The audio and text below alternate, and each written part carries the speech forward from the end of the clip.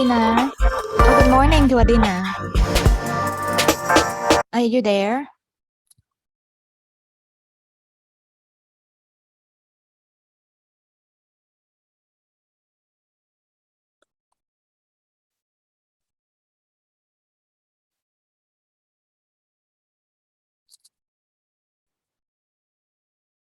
Hello, Adina.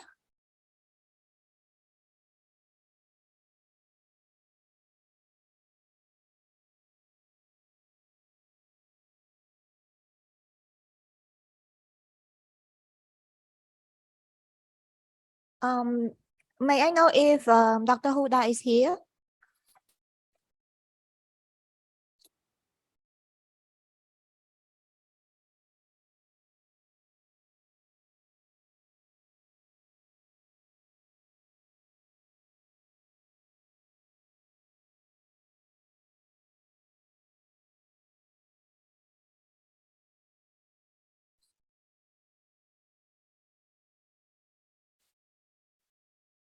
Okay, so good afternoon to all the participants here. I hope more will be coming in.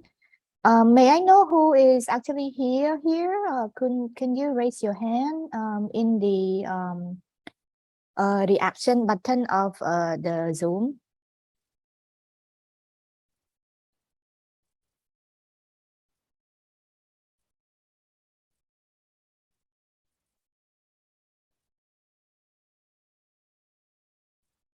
Thank you, Justin and Sok Meng, Adina, and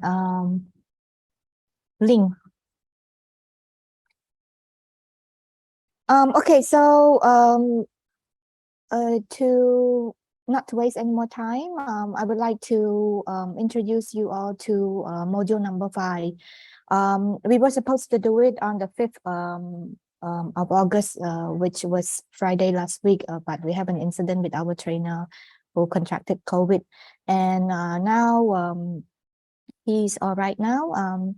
So I would like to introduce you to Mr. Sopet, who is the presenter for and the trainer for this session, digital learning and innovative pedagogical tools.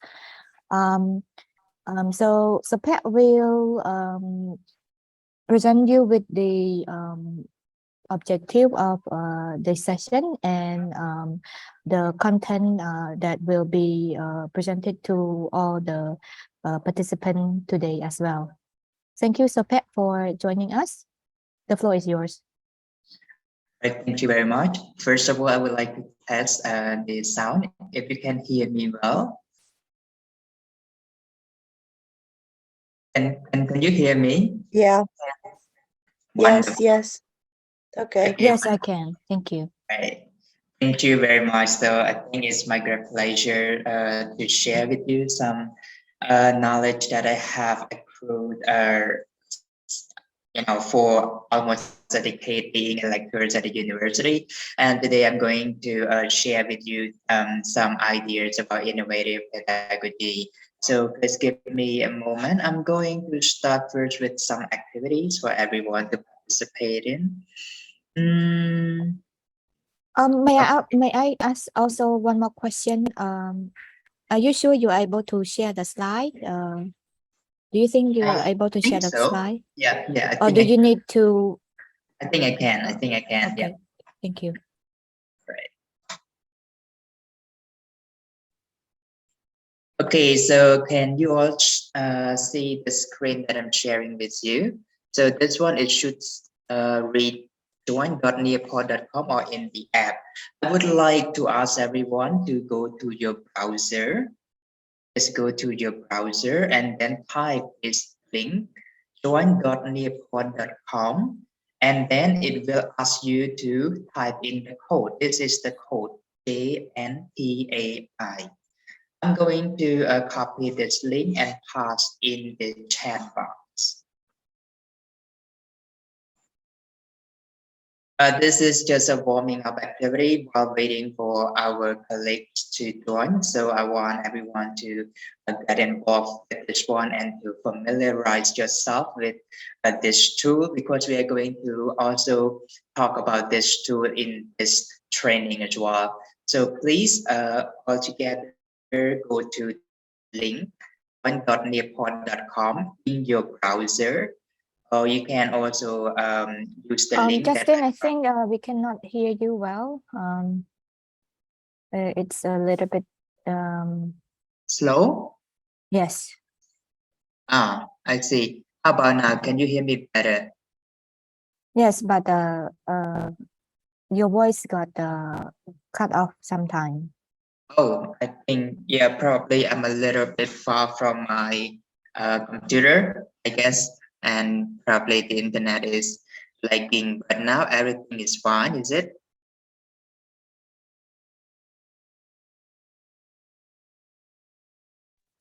Can everyone hear Justin well?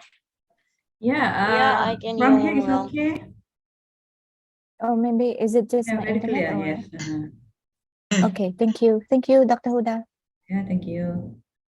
All right, thank you very much. So I believe that some have already joined using this link, join.nearpod.com, and then please type in this password JNPAI. Okay, let me take a look first. Let's see how many of you have joined here. One moment.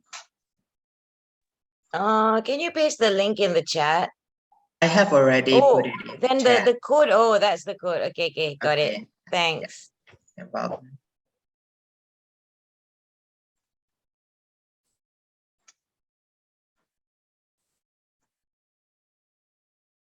Okay, I have key in another one which is directly to that, and you don't have to put in the password. So the link is also in the chat as well.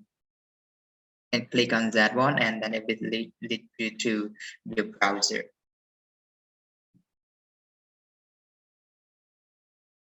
Would like to repeat, this one is just a warm-up activity to get everyone accustomed to the tool we are going to use, and then to share some idea before we start the training as well. So far, I think I have 2 people join. Let's say I have Submain, and then I have Ayes Syed. Yes, sorry if I pronounce your name wrong. And then also Huda.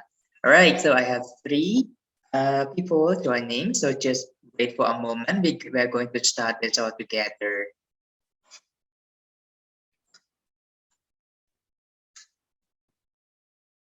Okay, so for those who still have trouble signing in to this one, please let me know.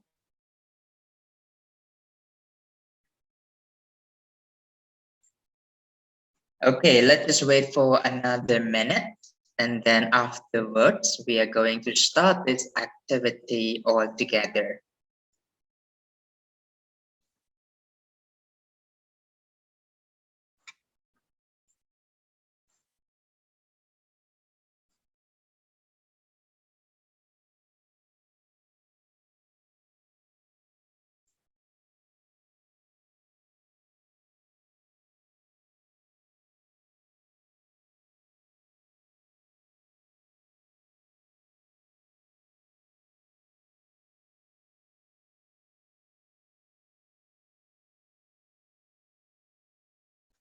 Do we have any new people joining in? No, not yet.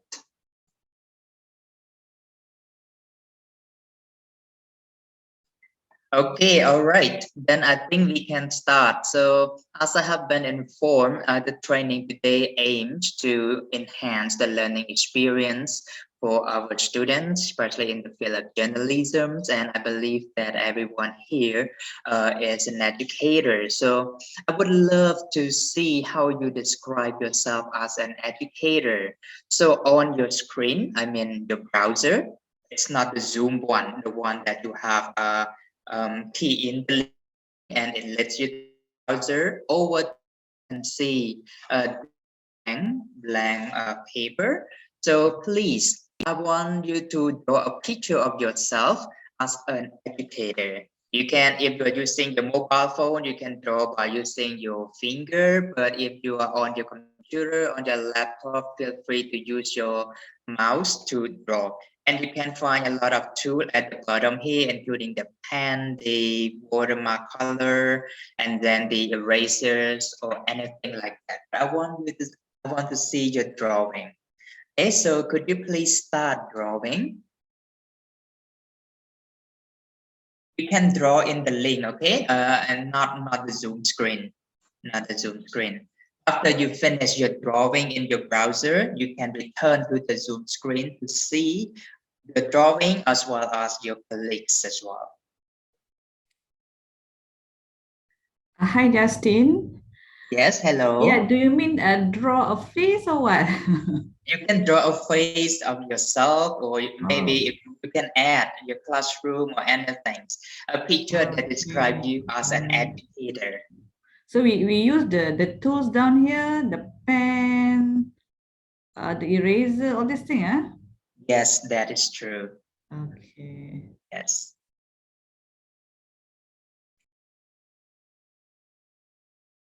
After you have finished, then you can click submit.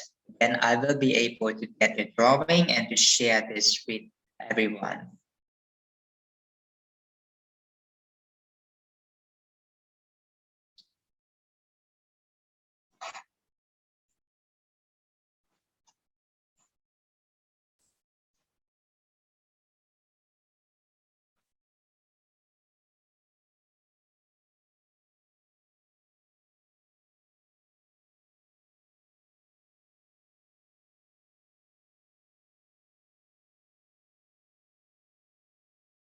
Okay, let's say I give you 2 minutes to finish your drawing. Otherwise, we can take a bit more time to finish it. So let's just say we'll try to finish it in 2 minutes.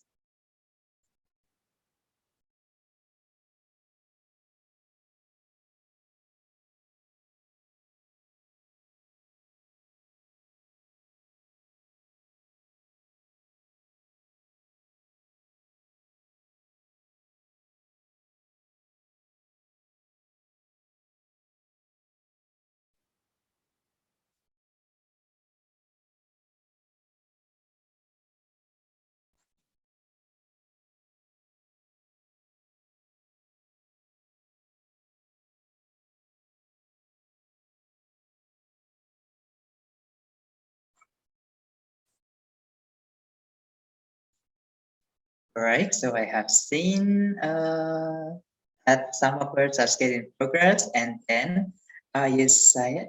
Yes, already is finished. And also Huda also completed as well. Once you have already completed your drawing, you can just keep your browser over there, click and return back to Microsoft Teams. Then you will be able to see the drawing of your colleagues. And then I will ask each of you to share your idea to explain your picture to the colleague. Okay? If you have finished your drawing, return to Zoom screen that I'm sharing with you, and then we will interact over there. But we have other activities, so don't just don't close the browser. Just click return to Zoom. I'm still waiting for Submit and also Nancy. But I love the drawings.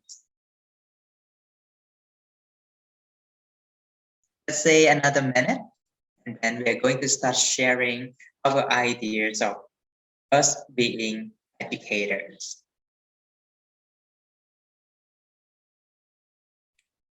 They are also cute. True. So sometimes ask the old saying goes that a picture is worth 1,000 words. We don't know what is behind that, so we are going to have the opportunity to describe this very soon. Okay,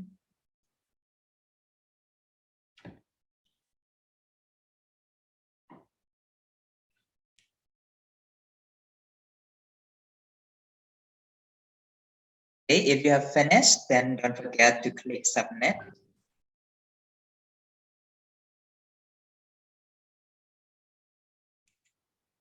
All right, I think we can start sharing now.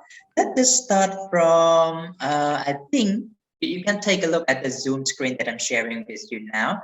Let us start with Sukmain then. I'll try to enlarge this one. Very good. Sukmain, could you please unmute yourself and explain us your drawing? Hi everyone, can you hear me? Yes, cool. Yes, we can. Since I think I see myself as an educator, I don't really see myself as those who teach, but more into those who share experience instead. I think I start my teaching experience to my friend at first back since I was in high school.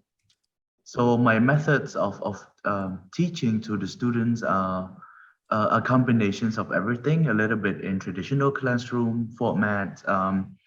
We do a little bit of debates and share our best practice with each others. I also recently got interested into gamifications. So I'm looking into converting classroom lessons into game to interact more with students. And of course, in the past 2 years of COVID, we really need to catch up with computer and technology. So I do really see myself using all of these combined together and use it in my classroom setting. That's it, Sukmain? Yep, that's all from me. Yeah, thank you very much. I think I'm really interested in the idea shared by Sukmain. It seems that you're very innovative, combining a numbers of elements for traditional classroom with the new way, especially gamification. For sure, I think students love to have fun. So I believe that your classes so far have been fun and students enjoy learning a lot. Thank you very much for sharing. And we move to the next one, please. Should be yes. Please have to correct my pronunciation because I cannot pronounce Hi. it. Yes. It's okay. My name is Aisha. Aisha. Aisha, yes. Oh, very good. Thank you. Okay, I So remember. there's no real deep meaning behind this. I just tried to draw what I could on the screen, and I don't have a pen, so it's like really, whatever I could do lah. But in the last few years, I guess a lot of my teaching has been online. So normally I would see myself in the classroom with a lot of students around and doing a lot of interactive things. But now since the pandemic, it's a bit of a lot of online teaching. That's why I think a lot of us put pictures of ourselves with the computer because our students are absent. I mean, they're not in front of us. And well, there are a lot of ways that we try to engage them. I think one of the issues, I think now a lot of people are burned out. And in the last semester, I noticed there's very little participation, particularly with our postgraduate students who are overseas. So sometimes I do feel like it's just me and the computer screen in the class, although they will contact me individually, but in the class session, sometimes a lot of times I don't get much engagement lah. So that kind of sums it up for me. I see. I believe that we all have shared the same problems. Since we have to, sit in front of the computers and interact with the student virtually. By the way, Aisha, in order to boost your student interaction so far, what have you done in order to ensure that they can also participate? A lot of different things, the usual things like group work, games, using different tools like Jamboard or I mean, so many different tools lah, they've like every time we try something different, the polls, that what Flipgrid. Of course, we teach with teams, so they can have their mini meetings on their own. Sometimes it's just simple. I just share a PowerPoint and they have to write on them. But I think for a lot of the students, their language issues maybe stop them from participating. It's not that they don't want to, but they feel a bit threatened. But maybe by the second or third semester, they realize that they can just do whatever and nobody's judging them. So I think we've tried quite a lot of things, but I'm always interested to learn new ones like the one you shared today. I haven't used Nearpod before, so that was great. But I think you are familiar with Flipgrid because you mentioned that a moment ago. Yeah, but still, I can Yes. always learn how to use it better. Okay, we'll try this out together. Thank you very much, Aisha, for sharing. Okay. Yes. Okay, now I'm going to move to Huda, please. Hi.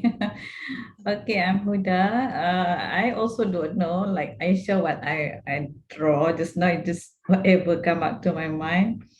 Looking, seeing that we have to draw ourselves as an educator. So, and I haven't have a chance to put nice hair or whatever. Okay. So, what I can share here maybe is that as an educator, and why I'm putting the board here is blue and green. I also trying to figure out why, but maybe because because this I try to relate with this SDG, you know, so that now at my university, I think whatever that we want to do, such as maybe our program academic and also as our conference or training, whatever, we are requested or we need to somehow link with any goals under the SDG. So maybe those are the things that I'm trying to portray in the diagram here. Yeah. Okay. I think that's how. And that brown, that is the student, or the student, or maybe our lecturer, or maybe our colleagues here. That. Mhm. I see. Thank you very much. So you also placed a lot of emphasis on the SDGs as well, and I believe. That's the thing Yeah. that come to my mind. All right. But by the way, how have you integrated SDG in your curriculum so far? In what?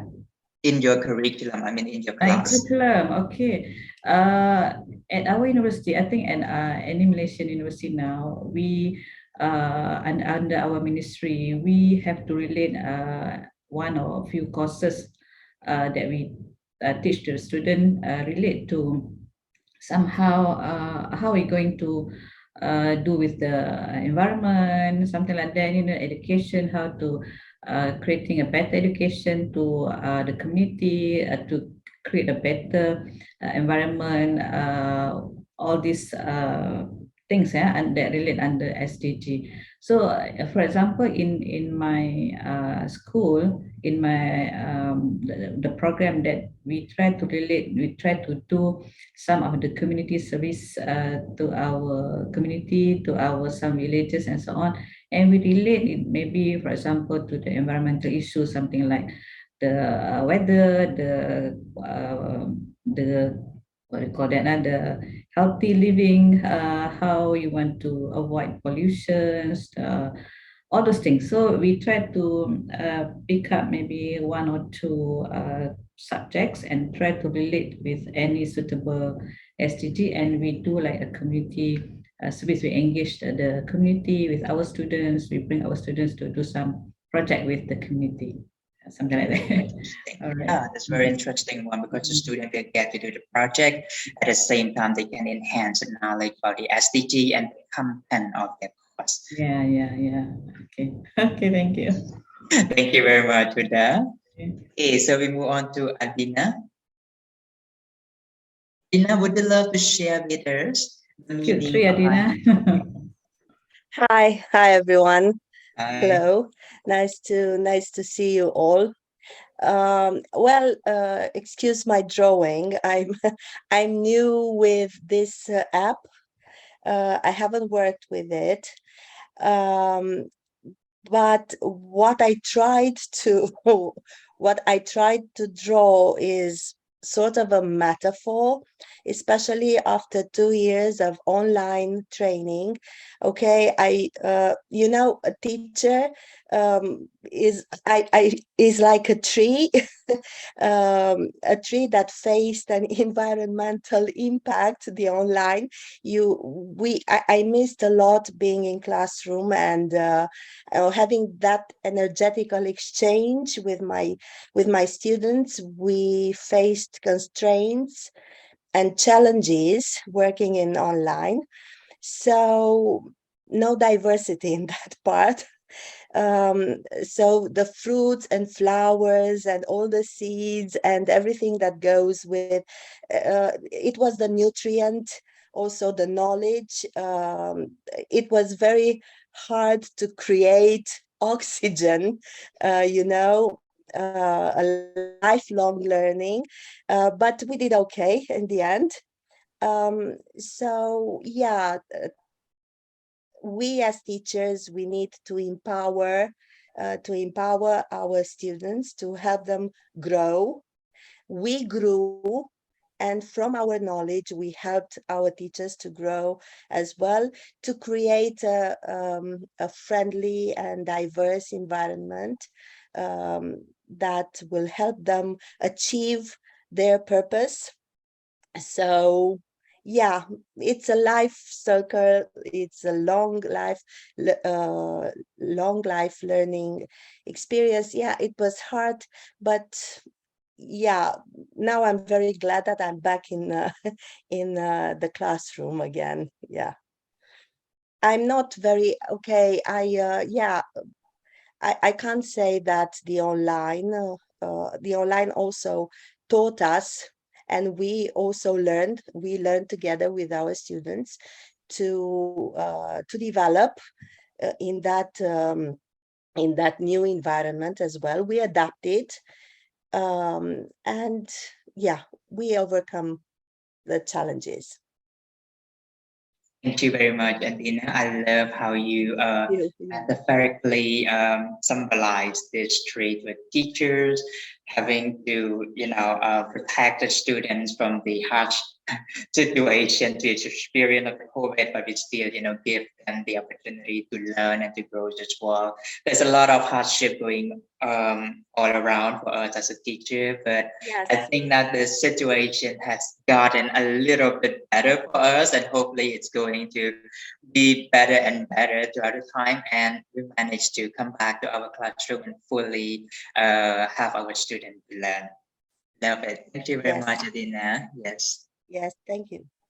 Okay, thank you. I'll go to Nancy. Nancy, have you already clicked submitted?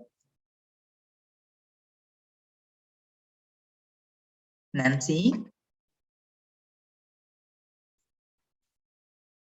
I think from mine here, say, Nancy, can you hear me? Okay, then I think I'm going to skip to Put TV first.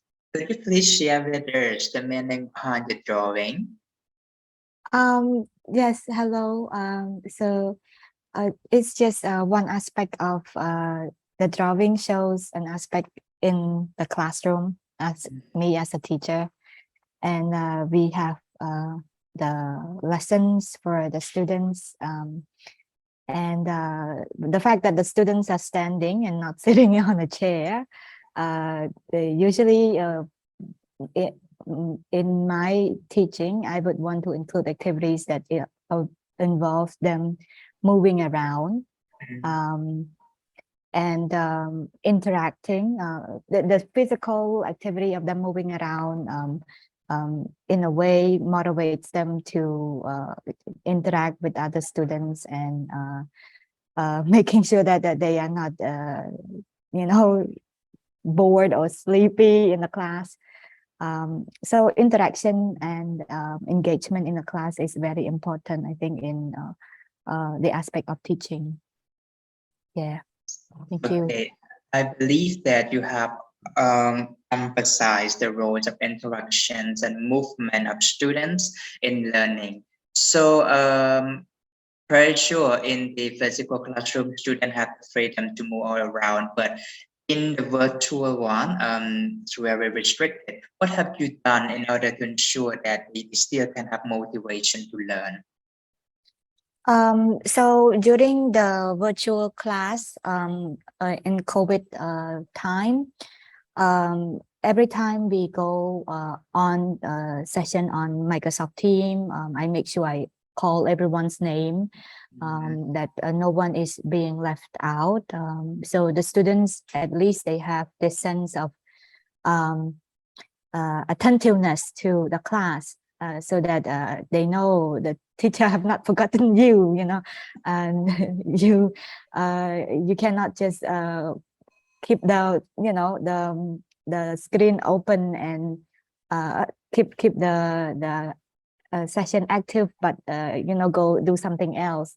So you always have to have questions coming up, and I use them also in combination with I engage them in combination with a Telegram app. So when I have questions, I want them to give me answer instantly on Telegram. So when we don't move on until everyone submit their answer. So, and this will make it consistent. So they know the style that the teacher is doing, and as long as the consistency goes, they try to adapt. The students try to adapt, and so they, for one, they won't get away with just inactive learning. They have to participate all the time during class. But I also hope I can introduce more tools, more digital tools besides the regular app I've been using. And that is the reason why this session is very important. All right, yes, thank you very much. Okay, so from what I have seen so far, the educators here are so passionate in helping the student learn. You all have used a wide variety of techniques, including games, even online tools, and the things in a way, that you creatively come up to make sure that the student can learn despite the problem we are facing with the pandemic, and I really appreciate that. And I believe that we all educators also should take pride in that one as well, because it's ours. Even though we have encountered these challenges, we still can manage to pull through and help our students to learn. All right, so I have another questions for you. So please go to your Nearport, the same one. And I think it asks you to share your ideas on technology, but give me a second. I cannot find it here. It's quite slow from this one. Oh, okay. Let me go to the student view. One moment, please. Student view. Okay. Okay. Yes, it's coming up. Sorry, my bad. It's just a little bit slow. All right, everyone, can you see a board there? And the question is about technology. Can you see that on your Nearport screen? Okay, with the brown board. Yes, with the brown board, and it says technology inspired education. And the question that I have posted over there is, how important is technology to education? And in what way do you think that technology can be used to enhance learning experience, especially for the class of journalism? Okay, please share your thought. You should be able to type your answer over there in your Nearport.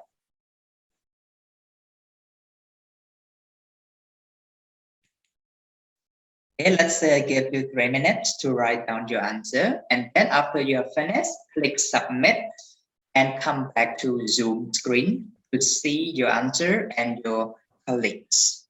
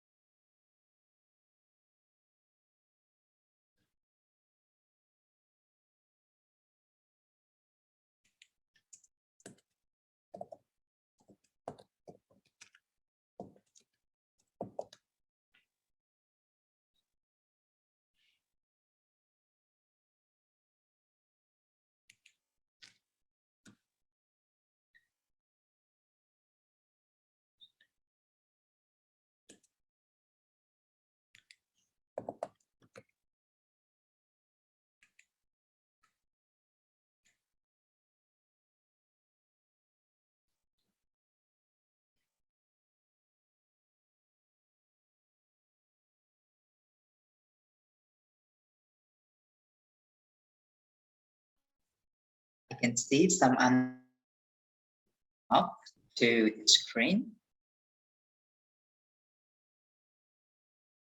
You can keep on writing.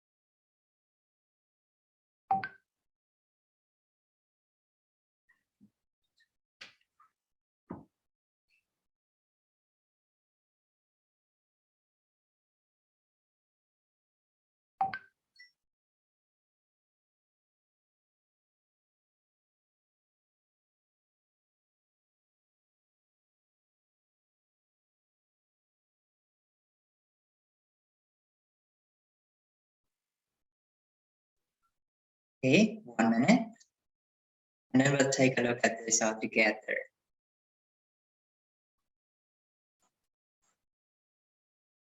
So I got the answer from Main, from Huda, from Asia.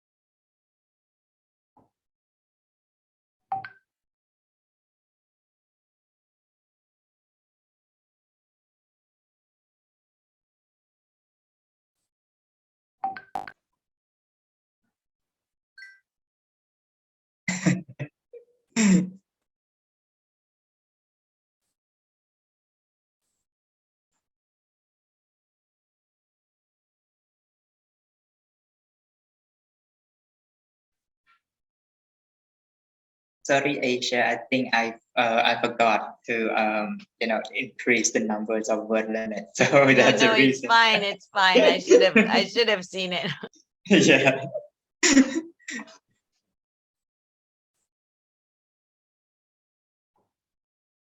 Okay, all right. Please submit your answer and then we go through this all together. Let us see. I think you can see it on your Nearport, both on your Nearport screen or the Zoom screen. If you wish to come back to the Zoom screen, you can also read the answers from your friends as well. So let's see from Submain. Submain said that in current day, technology is almost inseparable from classroom setting. Not only technology enhance overall learning experience, but also prepare students to be technologically ready for their future work. That's true, and I totally agree with that. So, May, can you share with me a bit, especially with the last part? You mentioned that it prepared the student to be technologically ready. What do you mean by that?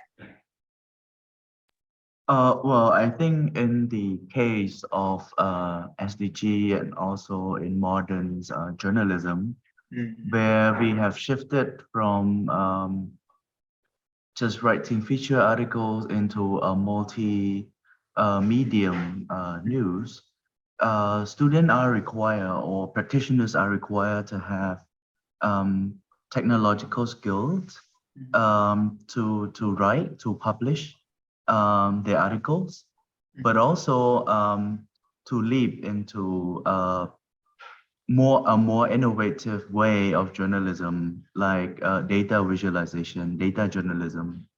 And also for those who work in investigative, they would need a very advanced technological skills to find all the documents and other. So I think it's very crucial that we know how to use technologies as much as we can. Yes, thank you very much, Sapnain. I believe that not just in the field of journalism, but also other fields, other disciplines as well, students that graduate have to be aware of the technology pertaining to their fields so that they could, use that and enhance their work productivity. Thank you very much. Buddha, would you love to share with us the importance of technology, especially in terms of journalism? Okay. Okay. I think like what Chan was saying just now is very almost inseparable. Yeah, especially when we were hit with COVID. Everybody is very dependent using technology, whether you want to for teaching, to use for to do teaching, or in any other things. You are very depending on technology. And so I think in journalism, I think this is where we can come up with some enhancement on the platform for the journalists to share, to bring about what are the situation that happened around us, and that maybe I don't know, maybe before this, using the traditional method like newspaper and so on, it's sort of like maybe it's a good thing, but our traditional platform is good, but with the technology, perhaps I think we can agree that we can do better, faster, and we can share the information more than what we have before. Yeah, so there's the things that I believe when I read this answer. Okay, all right. Interesting, and I agree with that, especially in terms of the communicating news with one another. When we use technology, it's really faster the process, and at the same time, I think the students can get different platforms where they can move from this traditionally as readers to the one that create to write the news, and they can also display and share this with their friends as well. Thank you very much, Huda, for sharing. Let us move to Asia. Yeah, Asia. Hi, yeah. So one of the things that I mentioned here was, I mean, for any teaching, we know that technology helps in various ways, right? Like with the engagement, it makes it more interesting. And I think some of the things that others have already covered. I think specifically to journalism, although I don't teach journalism, I would imagine there's a lot of writing and all that. And I found that it's really helpful compared to having in class where, they write on, I don't know, paper or whatever. Like we can give feedback directly, even for websites and all. Now you can get comments and draw, edits and things like that. So I think that's really helpful to get quick feedback and directly in the draft. So that's it. Yes, it is, and I agree with you that nowadays we can also have this, writing. For example, the things we are doing right now, we can write, and everyone can take a look quickly at that one. But there's a lot of opportunities to express their work, both especially in the writing form, especially because sometimes in the past we need to use pen or pencil in order to write. It would take a lot of time, but nowadays it's different with the use of technology. Thank you, Aisha, for sharing document keeping, and then we share the work. How about Putri? What's your idea on the roles of technology? Yeah, so it of course, like all the other teachers and professor mentioned, the improved engagement with students, even if there's a distance between them. Of course, we know when done in a class, the use of tools, technological tools, can boost the students' motivation to work on a certain task.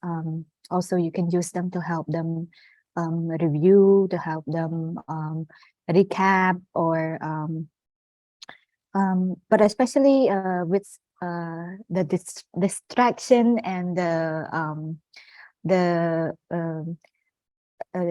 new way of learning online, it's more important than ever to keep them motivated in their learning. So if we can keep them more motivated, they absorb the lesson better, I believe. Yeah. So that's really important. Thank you.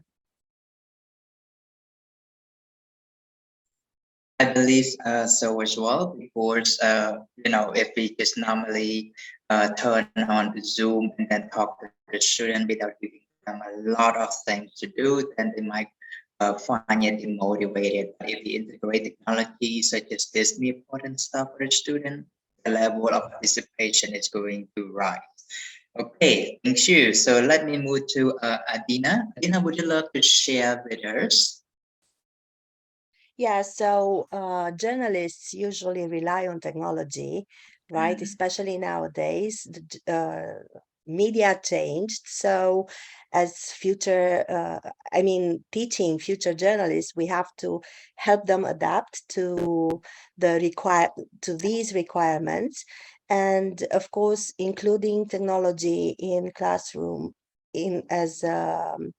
for our students, we just help them make their way in their new work environment. So we have access to data. Our job is not only to help them work with technology, but also reflect and how should I say, not only work with it, but also understand what's behind it and prepare them to counteract the disadvantages of technology in journalism. So yeah, we have access to data, we have access to new media, videos, audio technology. Yes, we work with it, but also we have to work with all these tools professionally and responsibly. Yeah, so we also need, in this area of fake news, our students need to be equipped also not only with filters, but also with they should know what to expect and counteract, and also to do their job professionally. Yeah. Thank you So very much. Yes, please. it's not an individual journey. Technology also help us. It's immersive on one hand, but on the other hand, encourages collaboration. And yeah, I think it's a good thing. Thank you very much for this valuable input. So we get to see that the students use technology to enhance the learning, but at the same time, technology also has its dark sides as well, particularly with the ideas of having the circulations of fake news and stuff. So we need to use it with high responsibility. Thank you very much, everyone, for sharing your thought on the roles of technology in enhancing the education, especially for journalism major. So just a quick wrap up. I have shown you two different functions, so activities on Nearpod. The first one is drawing, and the is the sharing board. Can anyone tell me, how do you think you will integrate these two activities in your classroom? These two things that you have just learned, how are you going to use it in your classroom? Yeah, it's very interesting. I think we can. Go ahead. Okay, Sorry, Huda. Yeah. Go ahead. After I you. just say that it's very interesting to have to use this tools. Yeah. Okay. Thank you, Huda. How about Adina? I think it's a good tool to use for a brainstorm activity, to introduce a new concept, to, I don't know, to browse your students' knowledge on a subject and help them share not only their thoughts but also their emotion with the drawings, because in a drawing you can also share some emotion. So yeah, I think it's a useful tool. Yeah, I work mainly with uh, Mentimeter, sorry, not Mentimeter, and also we have other tools in G Suite in Classroom, but this is a new one, and I always like new tools, and I like to use them with my students. Yeah, so this is a good one. I think I can use it as even either as an ice-breaking activity or for a brainstorm activity, or maybe at the end of the classroom, just to see how much your students have retained from the lecture. Okay, instead of some conclusions and a roundup activity as well. I think it's useful both ways. Yeah, thank you. I found that Adina is really creative. You manipulate this one very well, putting that to different uses, starting from the ice breaking to the review and to the summary at the very end. And that's a very clever way that we work around this technology. Thank you very much. So when it comes to technology, it does not have only one sole purpose. We as an educator, we should be able to think creatively of how we're gonna use this one in a way that have the student to learn and enjoy the learning experience. So especially in the very first one, the drawing, I also like it a lot because I think the student want to express themselves and what is what can good as drawing. We usually do it even when we were younger, did a lot of drawing as well. So this really connect the student to express their inner self.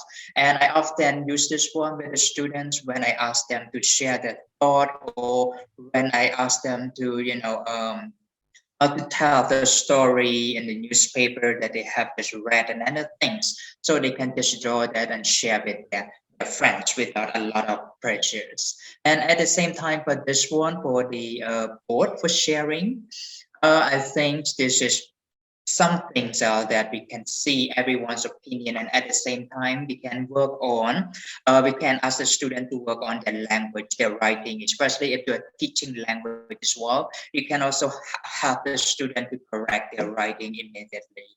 But just a quick question: do you think that we can use these tools online, just as I'm doing right now, or we can use this one in the classroom as well? And which one do you think is better?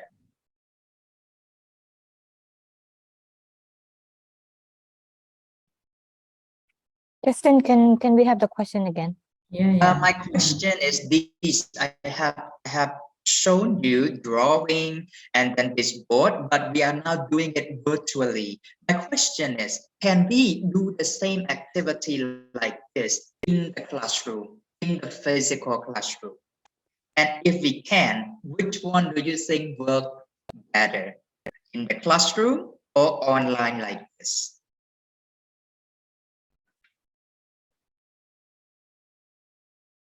I think both work either way. Yeah, I think so. Even Uh, even in the classroom, you can get the student to play around with this thing to make them more, to make the classroom maybe lively. I don't know. Yeah.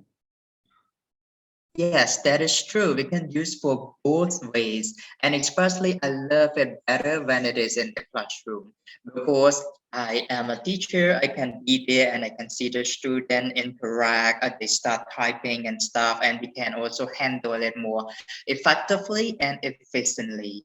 But when we use it in the classroom, for sure, we definitely need the numbers of tools, equipment such as the LCD projectors and stuff.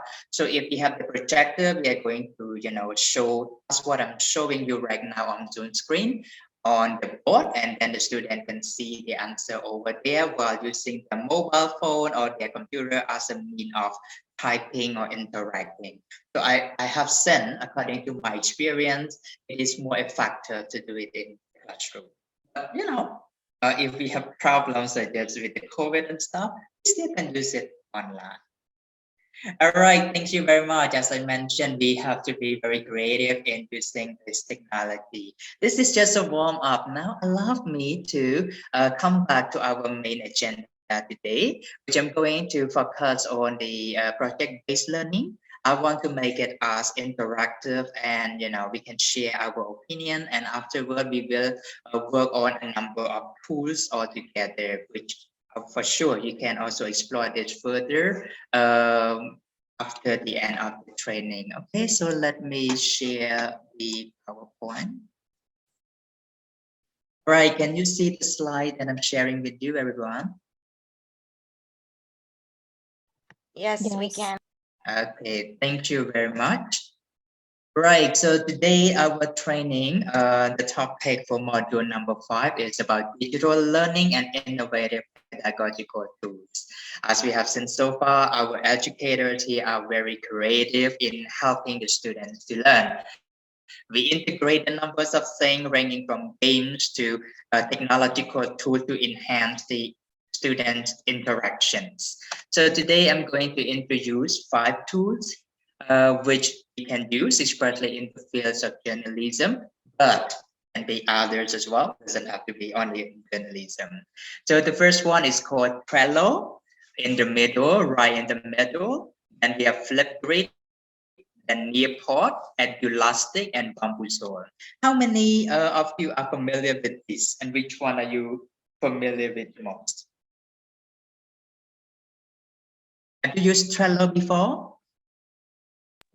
I haven't No. used Trello, but it's project management, right? I did look at it, but I think the cost was, I think something about the cost or something. I decided not to use it for research, but I never thought about using it for teaching, more for my own research projects.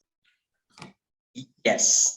So for sure, Trello it involves payment as well. But if we use a certain function, we don't have to pay. It gives us some limitation, but we can also manipulate this one and use it for our teaching. Flipgrid, I think Flipgrid is more common. Have you used Flipgrid?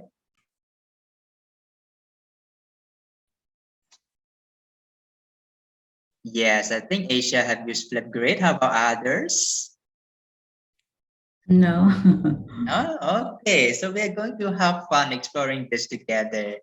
Nearpod is the one that we have just used a moment ago. And then we have Edulastic. And the last one is Bamboozle. Okay, Bamboozle. Bamboozle is also very common as well, especially in Cambodia.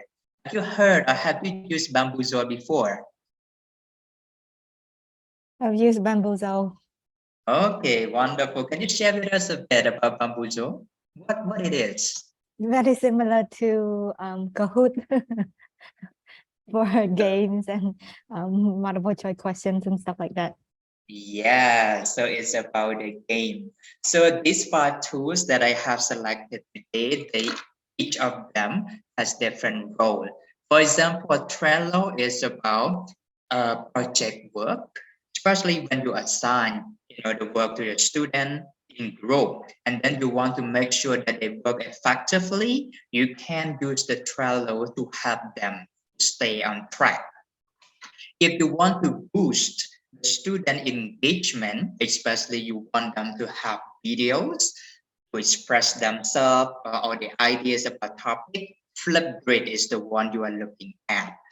And Nearpod is, I think I love Nearpod a lot because it is free. Well, not to some extent, but it gives you a lot of activities that you can do with your students.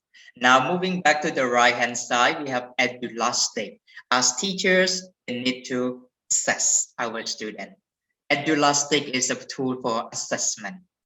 And finally, to have a class, especially with the review, even student will do bamboozle.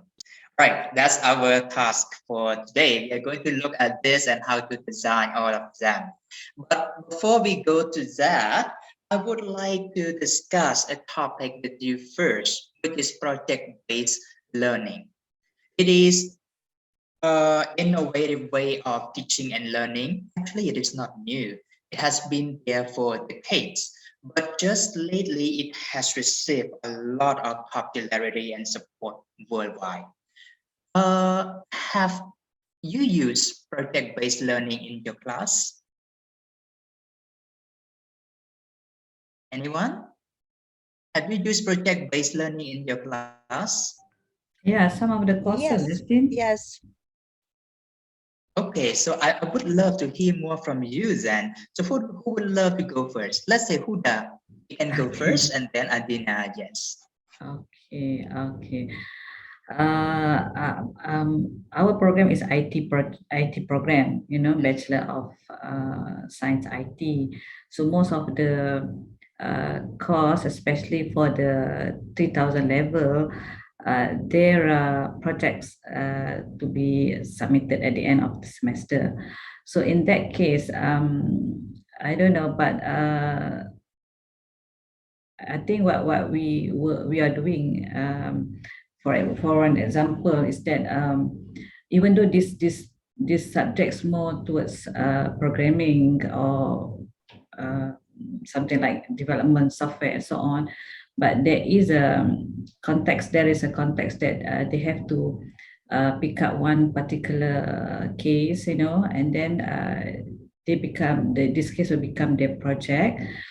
So they will focus on this project to the end, and especially we have for our third year student, they have we call it the classes, this course we call it project 1, project 2. So this is purely project-based learning. So they have to start from the beginning in project 1. What are the case that they want to solve, what are the solution for that one, and how they are going to defense to present their project, and this will carry for 2 semesters. And of course, this is a team work to come up with the solution for this particular problem. Yeah, so just because this is a IT project, IT program, so most of the for these students, they are dealing a lot with programming in this project-based learning. Yeah, okay. But the project itself is a part of the assessment, or I think it has been used to replace a course. Again? Huda, I want to know if the project you assign to the IT student, it is just a part of the class assessment, or it has been used a course, which means that you don't have to take the course, but you just need to do the project. No, this is a requirement for the student. Yeah, it's not the project 1 and project 2 that I mentioned just now is two course in 2 semesters that they have to pass to go through before they go for the internship. But the other subject also, like in year 2, even in year 3, other than project 1, project 2, just now, they other course that also we embed the project in that particular course, because we want our student to graduate with highly skills, you know, in programming, in soft system development. So we try to come up with any particular project for them. So in that sense, they are dealing with projects, you know, they have to use some software for the project schedule, to manage the project, to come up with a report, you know, and to do the presentation. And even in some project, they are dealing with outsiders, you know, like the companies and so on, to present, to propose for their project. Yeah. Interesting, very interesting. I believe that graduates, they will have the skills, practical skills that Yeah. they needed to get into the workplace. Interesting. Thank you very much, Judah, for sharing. Yeah. So Adina, you have used a project in your teaching as well. Can you share with us Yeah, why sure. why did you decide to use project based in your teaching? So why I okay, it's a way in which students can show you what they have learned. So yeah, when I teach radio journalism, so I rely very much on project-based learning because students have to produce news, broadcast news. They also need to produce podcasts. So I have little projects from one week to another, or I have, I don't know, I can set a further deadline if the project needs more work. And there are some projects that the students carry out individually, or they carry it as a group. So yeah, I also in other classes we have research projects. And sometimes, and my colleagues as well, with those research projects, they also assess their students. So it's a mixture of when it comes to assessment, we take into consideration the project and also the theoretical knowledge of our students. So it's also a means of learning, but also a means of assessing students' knowledge. Thank you very much. It's a means of teaching, giving student knowledge by themselves, really good by themselves, but at the same Yes, time for assessing. yes, and we discuss, we listen to. Now I come back to radio journalism classes. We listen together and we exchange ideas. We improve the material. So yeah, and they are eager to share what they do. So it's not like I don't like what I did, and they come and they are eager to show what they did, and we listen. And I think it's also empowering for them to hear your input, and yeah, it's nice. And it's a good way in which you can also show them how to do things, and also they show you in their turn how they did, and they share their vision on a topic, and also they work with technology. So yeah, it's a win-win situation. Yes, I agree. I love your answers because it gives us a lot of ideas on how great project-based learning is. So basically, in the past, we know that conventional education and focus on the idea that the students are slave. They don't have anything. We as teachers just come there, give them the knowledge, they record that.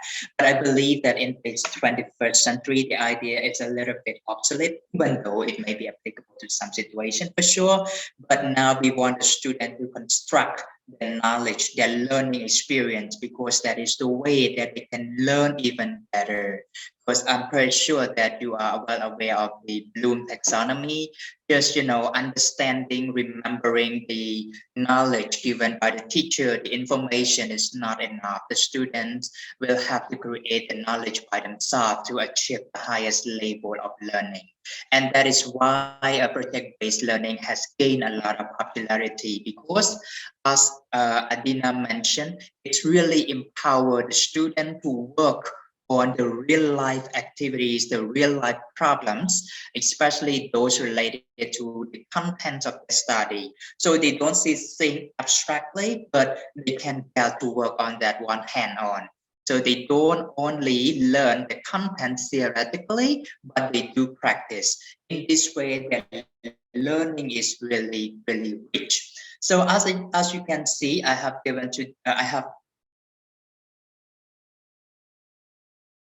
researcher. Project-based learning is an approach that for sure focus on the task challenging for the student to solve, and then that require the student to work on the real life project and the teacher supervise the students. So we'll take a look at the key feature.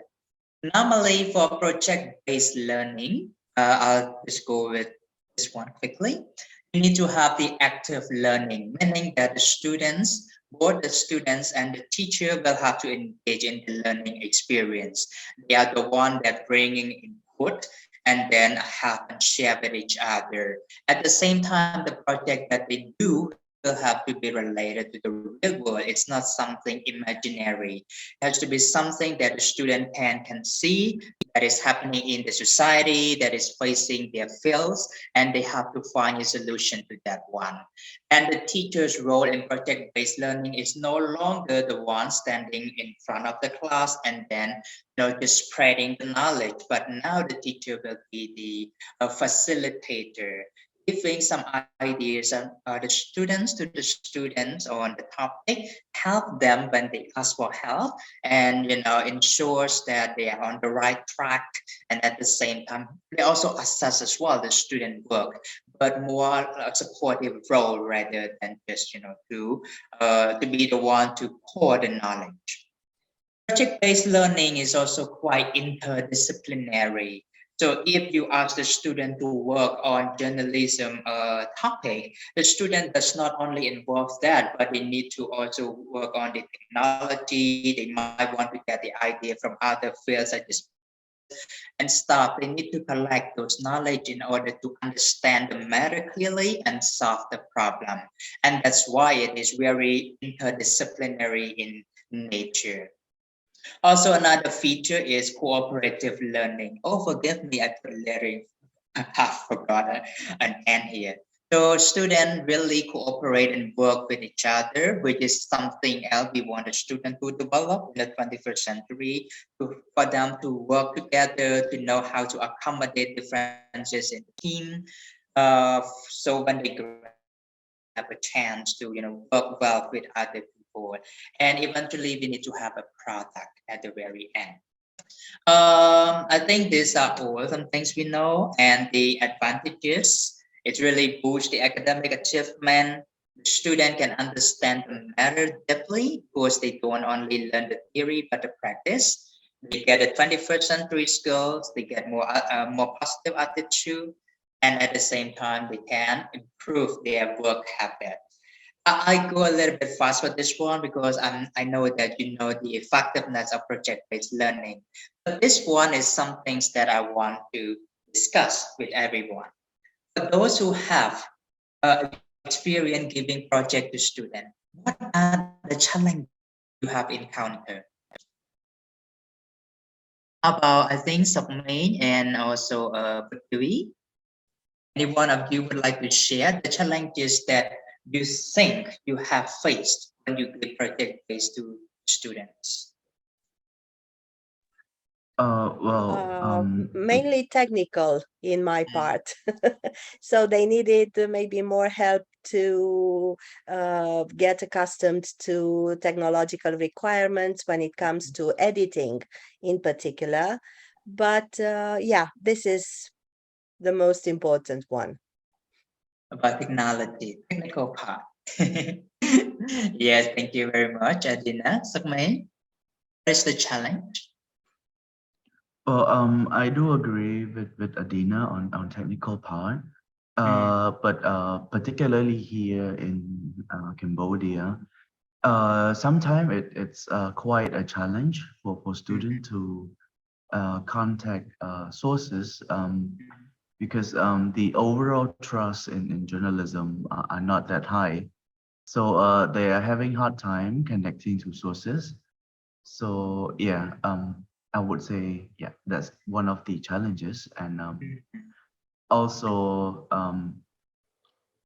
as the project progress, we see that the engagement and commitment of the students also drop. So as an educator, it is sometimes very challenging to come up with new ideas or motivations to keep the student going on. So yeah, that's the two challenge I can identify. I'm interested in the last part with the motivations of the student drop. What do you think can be the reason behind the dropping of motivation of the student in the project? Well, I think first of all, it might be because the student find the project is too hard for them, or sometimes it is due to holidays. We have quite a lot of holidays here. So when it is time that close to holidays, students don't want to work anymore. So they just want to go and travel. And also, the other factor would be because of the lack of equipment to use or due to their financial situation themselves. So if they cannot afford the equipment, because we have quite a limited amount and they need to take turn to use it. If they need to wait for too long, they may not want to continue doing it. I see. So we have problem with resources, which could also hinder the students' motivation. Interesting. Right. Thank you very much, Submain, for sharing. How about Prithvi? Would you like to share some challenge that you have faced in implementing project-based learning? She's out for a phone call, so. I see. Okay. Anyone else? Asia? One of the things I would say is teamwork and dynamics. Sorry, my dog. the one of the issues is that every semester, like we don't do project-based learning like officially, like we don't say it's PBL, but like some of the others have mentioned, almost every course has a group project. And I often find some issues like with the team dynamics. I think that's normal, I think, in every team, right? Some people are take a leading role, others are more passive, but there's often like I have to intervene as the lecturer when some are complaining about the others or other things like that. So I think it's really hard because they've never met each other face to face. Some of them are already in their third year and they've never seen each other. So it's hard for them to build the ties. But I think one of those is like the communicative practices in teamwork when they're working remotely. A lot of them rely on text and they never have a meeting with the video on. So as they're getting to the deadline, they don't have a good team like dynamic because they've never even, like when I asked them, have you even discussed in the beginning how you're going to divide the work and the deadlines? And I find a lot of them never even had one meeting synchronously. So after that, I started making it like that they have to have at least one team meeting with everyone's video on. If they're in the same location, try to meet physically when they're allowed to. But yeah, I try not to control so much because they're supposed to be learning how to manage these things on their own. But I do make that a rule that they have to have one synchronous meeting. And I see that it's a little bit better, but still every semester there's at least one or two groups who have some kind of interpersonal conflict. But I think that's pretty normal when you're working. I mean, even when they start working, they're going to have to deal with these things anyway. So yeah, that's one of the challenges. Sorry? How do you check the progress? And how can they, upload the file? How can you manage to see their overall outcome? That's the thing. Like sometimes when they have a group project and they submit it, then everybody gets the same group grade, right? So even though you do tell them in your presentation or in your project paper, you write which group member did what and all that. But sometimes I wonder whether it's just, I don't know to what extent that is the truth. But also like with the presentation, sometimes because now our class sizes are quite big. So if you've got groups, like if you have 15 groups or 10 groups, you can't do a group presentation in the last session that you need 2 weeks just to get the group presentations done. But if you have a group with a lot of members, you can't insist that every person talks. Like when the groups are small, you can say, okay, every member has to participate or every member has to present their part or do something. But when the groups are big, I don't know to what extent that's possible. So sometimes it's the issue of the class size. But I think I'm trying now not to be, it's not so great, but try to be a bit more controlled. And also get regular updates from the group. And if I see like it's only 1 or 2 people participating most of the time, and in the documents you can see, right, who has done the writing, then I would usually try to meet the groups individually. But that, of course, as you know, that takes a lot of time as well. Yes, so I agree with that challenge. I believe that when it comes to teamwork and we have to be the one to monitor the progress, we need to have some tool that allow us to track their progress and at the same time make sure that everyone is on the right track. And that's why we are going to look at Trello later on, which is a way that can help you to manage this one. Okay, so I believe that those challenges you address are very applicable to all of us, and these are what I get from the literature. For sure, when it comes to project based, it's all about different people working together. So having a strong team that understand each other and work together very well despite the differences is crucial. But we don't always get the dream team like that. So it takes a lot of time for us, especially as a teacher, to ensure that the students are on the same sorry. Our students are basically on the same page, and then they start working. And the second is about, for sure, back to Adina's case, the training, technical training, when we want the student to do the project, and that involve a lot of tools. So as a teacher, we need to ensure that the students are well trained enough to handle the project. Otherwise, if they feel frustrated right in the middle, they can also become demotivated. For sure, project-based learning is also quite time and resource strained as well. Of course, we don't want to execute the project in just one day and finish. That is not the main purpose. We want them to continuously learning. So basically, that involve a lot of time, resources.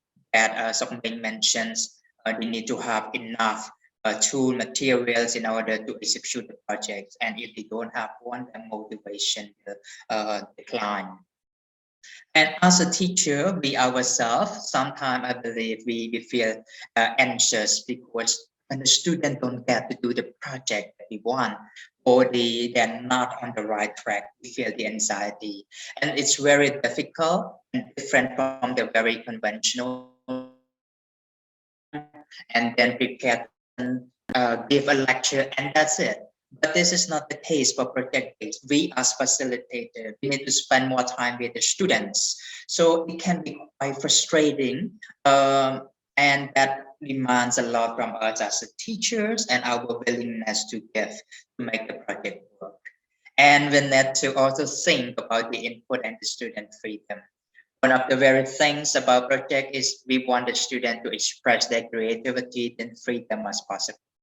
But sometimes we also want to take control. And I think that case go back to Asia. We also try to think how much control we need to put so that the student will not feel the pressures, but at the same time, they still can express their creativity and achieve the outcome on their own. And the very last thing is about the attitude of the teacher. We know that not every teacher is quite open-minded toward PBL because sometimes the traditional ways of lecturing is more convenient. So if the teachers have quite negative attitude toward PBL, that could be a constraint to practice as well. These are just some of the challenges that I get from the literature. For sure, we as a teacher, we are well aware of the problems that arise with giving projects to the student to work as a team. Okay, just some quick idea before we move on to the tool. So this one for pervasive learning management activities, which gives you the step or the ideas of how you can control the project better when you assign this to the students. So according to McGandler in 2006, they basically divide different activity that we as a teacher can follow in order to ensure that the projects can achieve at the end and the student can learn. So in this way, the project stage is divided into 4. So we have stage 0, stage 1, stage 2, and stage 3. And for each stage, we have different activities. I'll go briefly through this one, but I have a literature for you. You can read this one in detail. So in stage 0, which is the planning stage, as a teacher, we need to identify the scope and the idea for the project. We need to have the student to scope down, because when the topic is too big, they will barely be able to, get down of the project in detail. And then if it is too narrow, too specific, then the student will not have a lot of idea to write about. So we have to help the students to work on the topic. And then I think this one is important, a driving question. Driving question is known as the problem statement. It is the main things in the project. Without the driving question, without the problem, then the project does not exist. So as a teacher, we need to have the student think about the question which is provocative, the question which is meaningful, and the question that is related to their course and the real life. So this way you can inspire the student to feel motivated and continue the project. So driving question is very important. In stage 0 as well, we need to think about the standards and also the outcomes, meaning that a non-content outcome here, it means that something else we want the student to learn from the project. It doesn't have to be, the content knowledge, but it can be other soft skills such as communication, such as public speaking, extra that we want to integrate. So we need to be clear in this one. Then as teacher, we need to assess the project. Think ahead of how you are going to assess the project. Think about the rubrics and stuff and communicate all of this to your students. Then you organize the resources available. For example, in the case that Sokmain mentioned, if you only have one camera for the whole class, then you need to make sure that they have good schedules of using the camera so that the team can use the resources as well. Decide on grouping strategy. This one is important. When, as a teacher, you need to identify students that have potentials, because we don't want the good student, the outstanding student, to stay in one group, and then the other group, they don't have those potential students. Then we have the imbalance and it may be difficult. Research has shown that students group with max ability, students can learn better. So I think in this one, maybe as a teacher, we need to exercise, some authority about trying to ensure that at least you have 1 or 2 outstanding students in the group to help other students who are the average performer. So in this way, we're gonna make sure that everyone can grow all together. That is in the first stage. And the second stage, when the student launch the project, we as a teacher need to continuously stimulate the student interest, ask them what you can do to address their concerns and stuff. And then we also need to give them the expectations of ours as well, so that they can understand what to fulfill. You may want to clarify the rule, procedure, and guideline for this stage. Okay, and then in stage number 2, guided inquiry and product creations. This one involves our role. We need to make sure that the student have the resources. It's time that they execute the project. So we need to make sure they have resources, make sure that they know what they are going to do, their task, we scaffold the learning, and then if we want the student to do presentation at the end, we need to make sure that they have a sufficient ability to present their project. And the very last one is the project conclusion. This is the last part. We want the student to not only do the project, give to us, and that's it. But we want them to share this with their friends. Think of a way that the student can exhibit their work to their class or maybe to the public. Think of a way that the student can feel comfortable exhibiting this one. This is our task as a teachers as well. And for sure, if you want them to exhibit in the seminar or maybe in the school conference hall, then you probably think about the way to organize this. And at the very end, you want to conduct the assessment of the student work. That's why the rubric at the very beginning is important.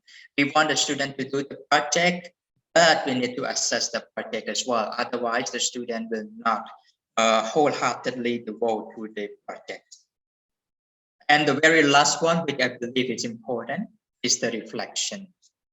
So if you give them give the students the project to do, the final product is not only the project itself, but the reflection, because it helps the student to inquire into what they have done, what they have learned, what they could have done better, and which is a high level of learning. So reflection is important for you to consider in a project, especially group project. And that's all from the activities that you can do in different stages to have the student ensure that the project meets with the outcome. So I guess that's pretty much it about the project-based learning. Anything else you would like to raise for the discussion? We can go through together, then we go to the tools.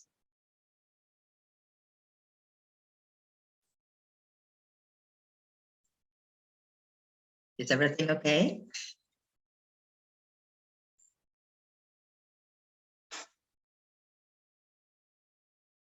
Yes, all good. Thank you very much, Dan. I'll make the literature on project-based learning available to you. I've used two and I love them a lot. So I'm going to give to the coordinators, and the coordinator can share with everyone. Hello, Justin. Hello, Yes, Justin. please. Some quick questions. Is it problem-based learning? Is it suitable for individual project or group project? So it means that, I mean, is that same like assessment, like same as you know, the rubric for the assessment, and then how we conduct the project, you know? Because the individual project and then the group project is different. The phases that we appoint the facilitator for the individual project and group project also different. So how can we come of this problem? Yeah. Thank you very much for the question. So we have different projects for sure. It can be individual or it can be group project. Normally, when we assign the project to the students, we don't only want them to learn the content, but we want them to have other skills. So if you think that you want the student to focus on the contents, then you might want to assign them an individual project. But if you want them to work on the content at the same time, they learn other related skills such as teamwork, communication, leadership, project-based, then you can give them as a group work or teamwork. But in this way, whatever you decide, it will affect the assessment.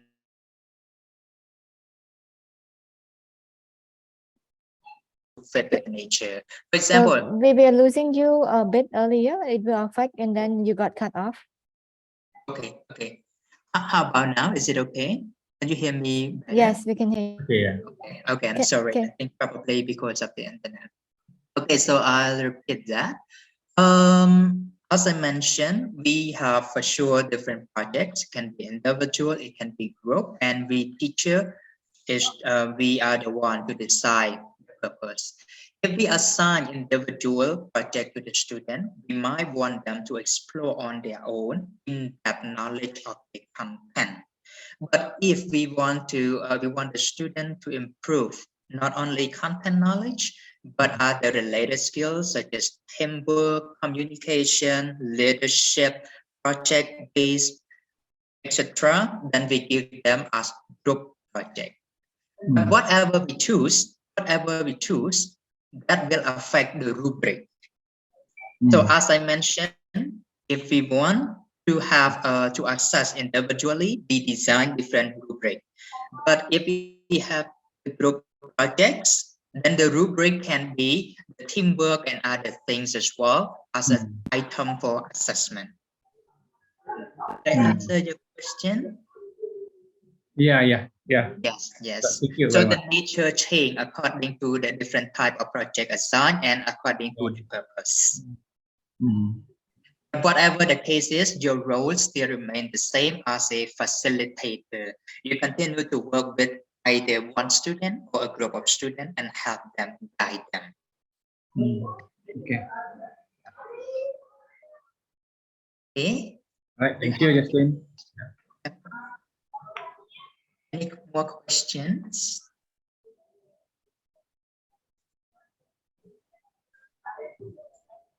All right. If there is no more question, if you still have question, don't worry, you can approach me later on. Now we are going to take a look at our tools. We have talked about project-based. We want to make sure that we monitor the students and the students have a platform to interact with each other. Now I present to you Trello, which is a tool that you can use. Okay, so I'll stop sharing this one and we will go through this one step by step all together. Give me a moment, I'll share your screen.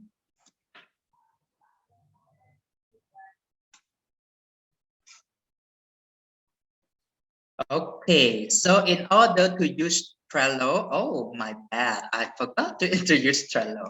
Okay, so Trello is an educational technology tool. Well, it can be used more than in education. It can be used in workplace as well. But the main aim is to basically execute the project. You can use it to monitor, to assign the task, and also to make sure that the team is on the right track. So in order to use Trello, you just need to go to Trello.com.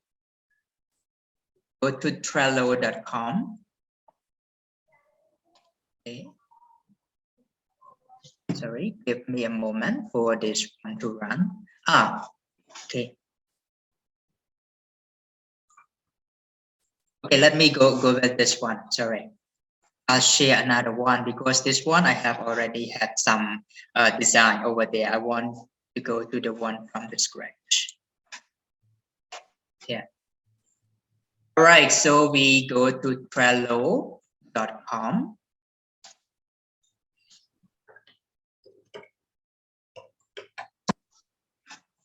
Right, and then it say get Trello for free.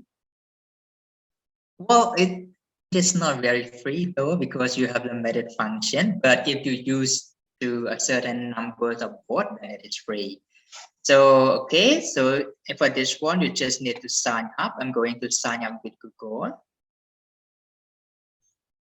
You can put in your account, yeah, email and stuff. But I just go with this. Okay, give me a second, it's running.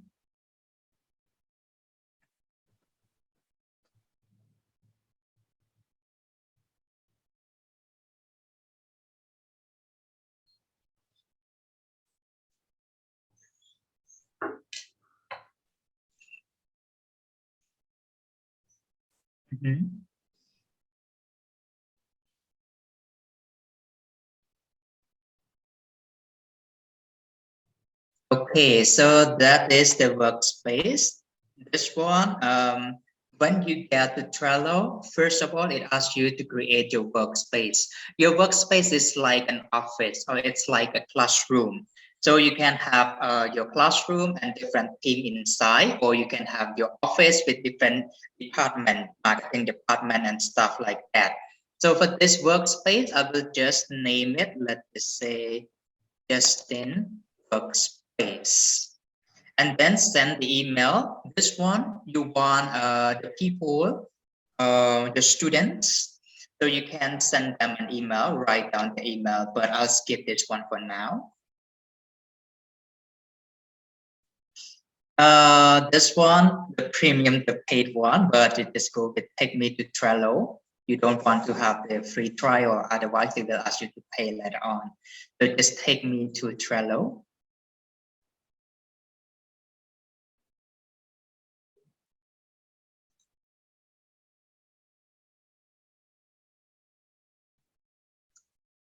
Okay, so for this Trello, on the left hand side, you can see different feature. We have board, we have template and home.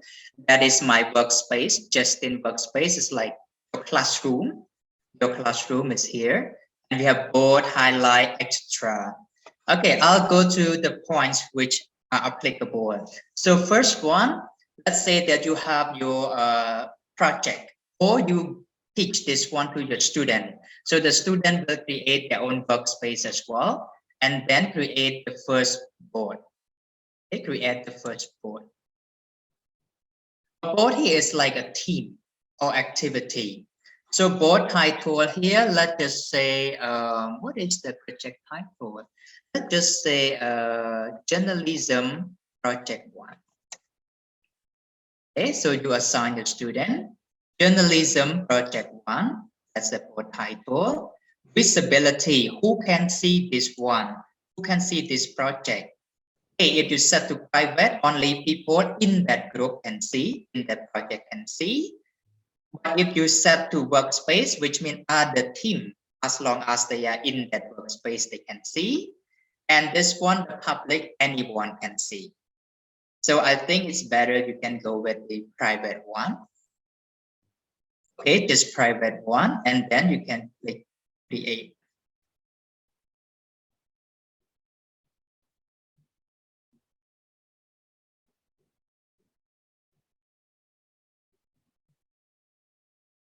All right, so this is the board, one board called journalism project. You can give the student can have this board on their own, but sure, you can be a part of that. And then these are the tasks. Okay, sorry. Let's just say that in order to execute the journalism project, you tell the student that, okay, please start thinking about the task that you need to do with the team and put it in the process. Let's say you start with the first one, brainstorming. And then the second one is, I don't know, probably planning projects. And then task number 3 that you want the student to have as well. So it can be shooting movie or video, shooting videos. Okay, then you add another task that they need to do. It could be writing final projects. Okay, final report, my bad. Writing final report. So you can put as many activities as possible to this one. Okay. And now since you have this board, you can see add a card. Card here refers to a task that belongs to brainstorming. So in brainstorming, what do? First one, maybe organize a meeting. Organize a meeting, a face-to-face meeting. So that is activity number 1. And then number 2, I think, what do we do in brainstorming? Let's just say create a form. You see?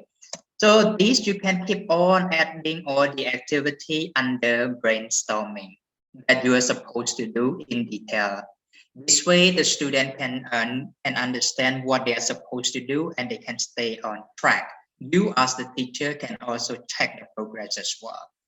Okay, now that we set different activity, you can go and edit this one in detail. just click on this pen. Okay, and open the card. Bagus lah ni, macam. Yes. Okay, so in the first activity, organize a face-to-face meeting. You can give more description so that your team member can understand. For example, the purpose is to meet up, get to know each other, and think about a topic. You see, so that belongs to organizing a face-to-face meeting, the purpose. This one, you can add a member to this task. For example, everyone involved. So you can add, type your name, the name of the people, or otherwise you have to invite them to the email. Okay? Board member. One moment, I'm going to focus on this one later on. And this activity, you can put on activities that you want or write a comment. Let's just say label for the group. It's not important, but checklist here, that's what I want to put. So first of all, the activity in this meeting, decide on place to meet. Oh, this one, sorry, checklist. Okay, decide on a place to meet.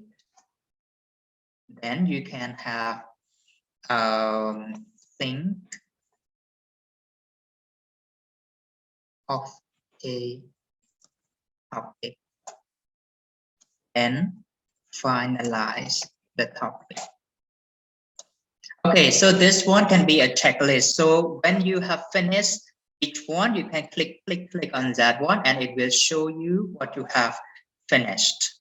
And if you want to write any comment, you can just go ahead and write. I think it is interesting. Something like that. So that's the way you can do. On the right hand side, the member, you can add a member to this one. For example, this task you give to Puttivi. Then there is a part here that you need to write down a name. For example, Puttivi. It doesn't show here because I did not add her at the very beginning. But if I add her in the workspace a moment ago, she will be able to see. Let me try to go to add people so that you can see, share. Puttivi, could you give me your email so that I can type it here? Wait a moment, please. I'm typing. Okay, yeah. Or you can just tell me and I will type it here. Yeah, I put in the chat box already. Okay, thank you.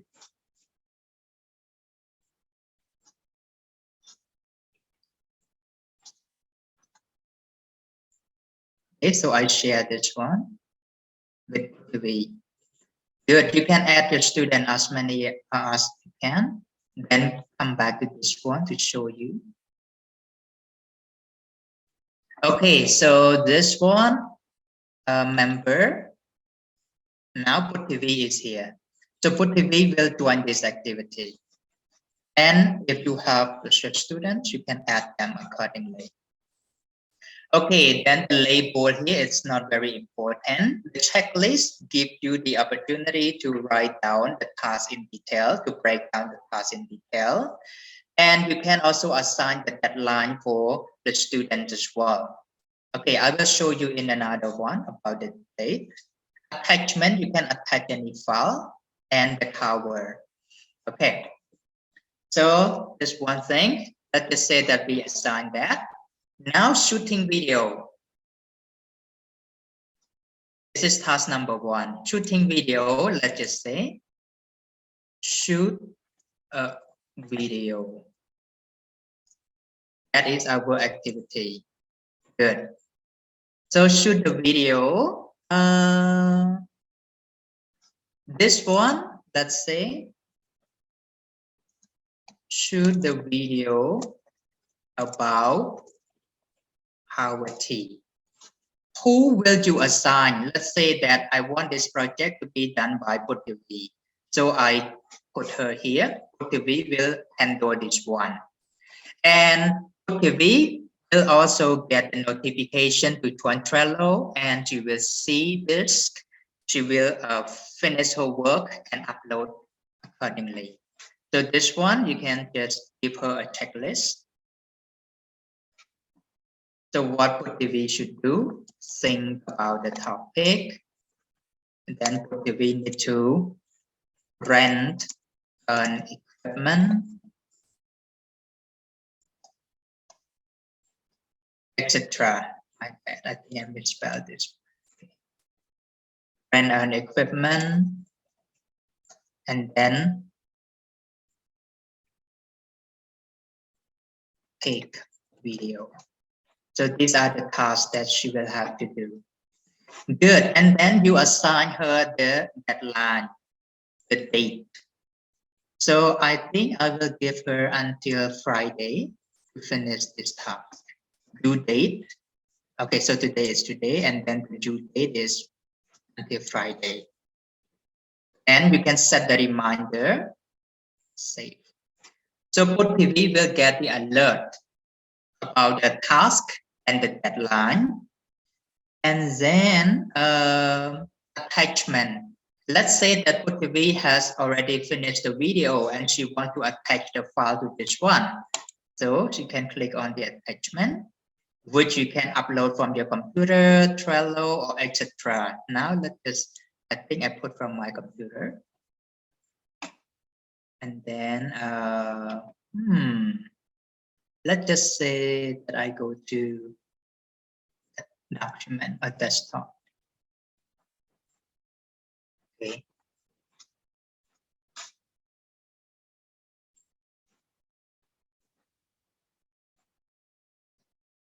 Okay, so as you can see, the file attachment is already here. And that's it. So what we can see as a teacher, we can control. We know that there is a task pending for Puttivi, and the deadline is here, and there is one attachment. So all file, all document is in one place. Puttivi also knows what she's supposed to do as well. And then she collaborates with other people to work on this one. That's it about Trello. It's a quick one. I want to go in more detail, but I think we don't have a lot of time. I want you to ask the questions.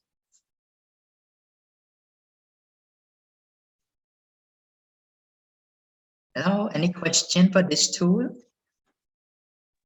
No questions, Justin. It's interesting to see. I think we have to kind of use it, but it looks pretty straightforward like other project planning apps. So It is is. there a limitation on how many members you add, like with the free one? There's no limitation to the member, but limitation to the board. For a free version, you can have only 10 boards. Okay, I mean that's so one board is like for one class, right? You can, yes, one class or one group. It's up to you to decide, but you can always recycle. Once that is done, then you can just delete it and use it for another. Okay, I think 10 is enough. Yes.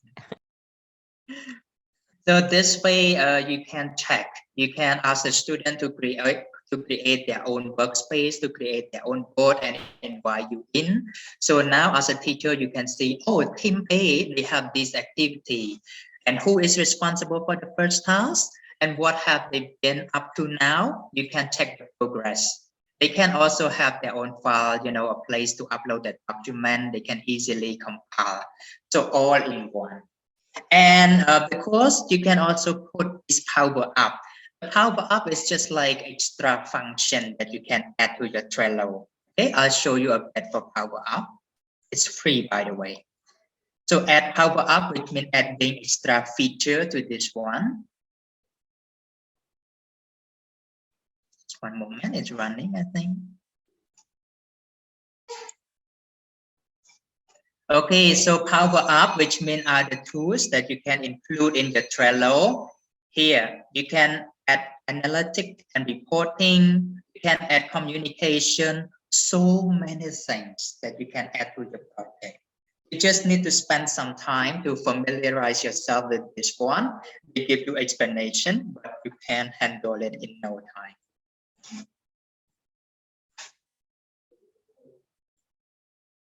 Any questions, everyone?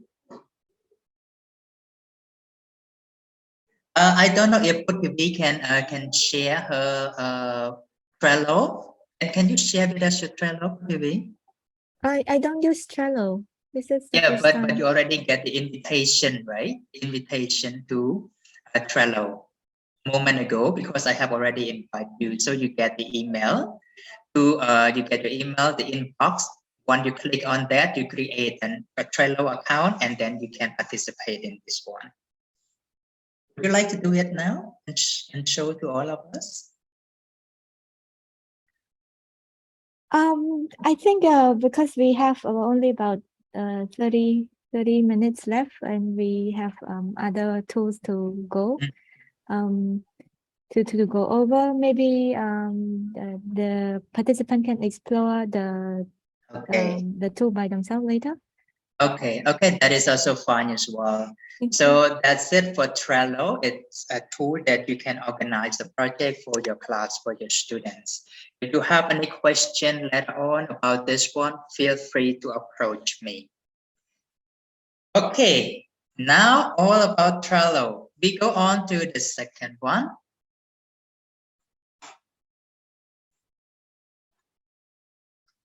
Okay, so this one, it's about the Trello. I have put the step-by-step detail over there, so you can just go from the very beginning to the end, and you can have the project. Okay, the second one that I want to introduce to you is Flipgrid. Flipgrid. A moment.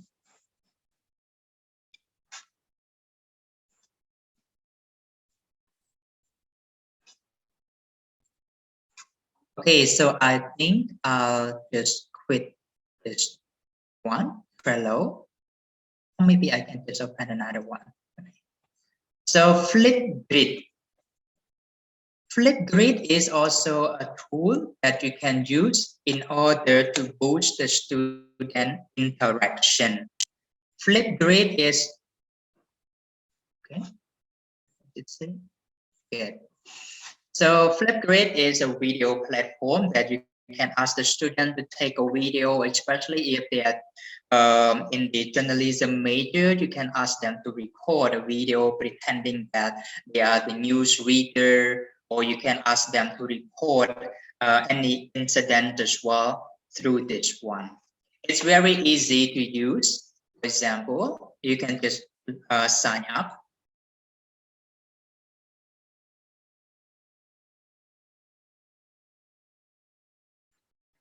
Okay, I sign up with my Google.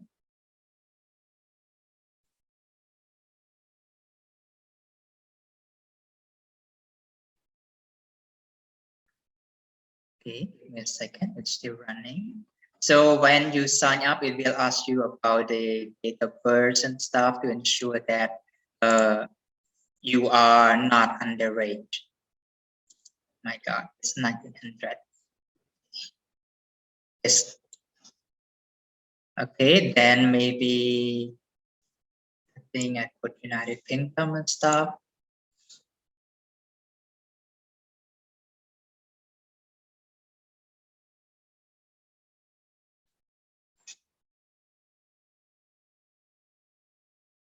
Okay, so as a teacher, you want the students to take video. So you can start with this. We have 0 group and 0 topic. So group, it can be your classroom. You can add your group. For example, create a group, create your classroom. Okay, classroom. So this classroom, let's say all ages.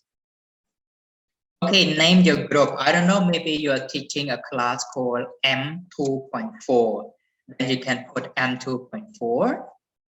Anyone with the link can join or email, or you can also sync this one with your Google Classroom. Okay, then you create a group. All right. So you can also ask the student, you can copy this link and send to your student so your student can join, or you can also go with this QR code as well. But I think this could be the link for that. You can also embed this one in Google Classroom, in Microsoft Teams, or post to Twitter, etc. Okay, very good. So now you have your classroom M2.4, and there is a topic for you. You can create, for example,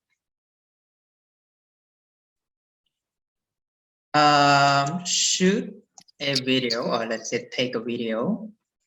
Take a video on what? Let's say On SDG issue. SDG. Yeah, very good. Thank you. Take a video on SDG and post to the group. Yes. So that is your topic. Or if you don't want to put it long like this, you can put it in the description, and you can put the title SDG video. Good. And then if you want to, here, recording time, how much time you allow the student to take the video. So I think the maximum one is 10 minutes. But you know, the more time you give to student, the larger the file. So it may take some time for the student video to upload. So you decide how much time is appropriate for your activity. So let's say this one, I think the student can take a 2-minute video. Okay, they can attach whatever they want. They can have image or video and stuff here as an attachment. Then you post the topic.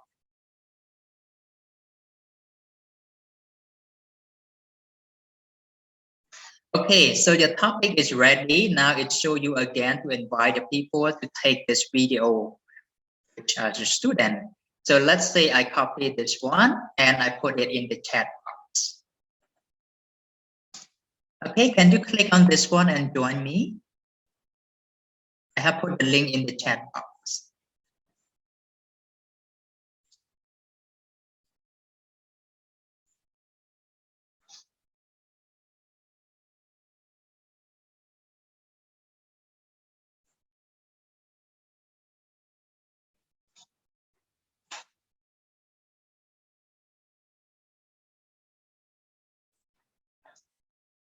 Okay, now let's just say, imagine that I'm also a student. This one is a teacher view, teacher dashboard. But let's say I'm a student and then I have the link. So I shall enter the link and then we'll see.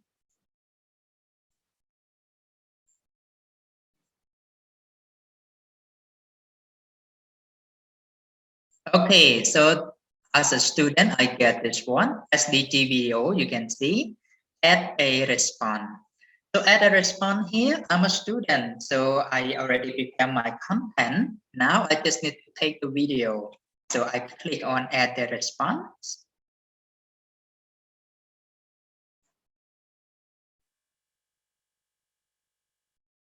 It's a camera is already in use, sorry, because I'm using this one. Maybe I'll stop the video here first.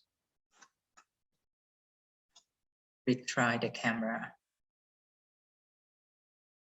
Okay, so you can see the student can take a video like this. They can prepare here. They can also have the filter if they want to make their face more beautiful and stuff.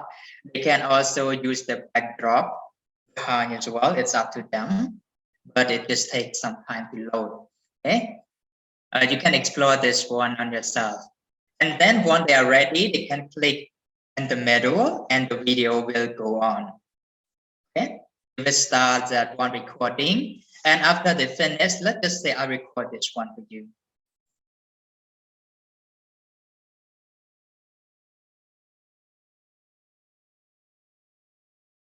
Okay, that's it. So I have already finished recording.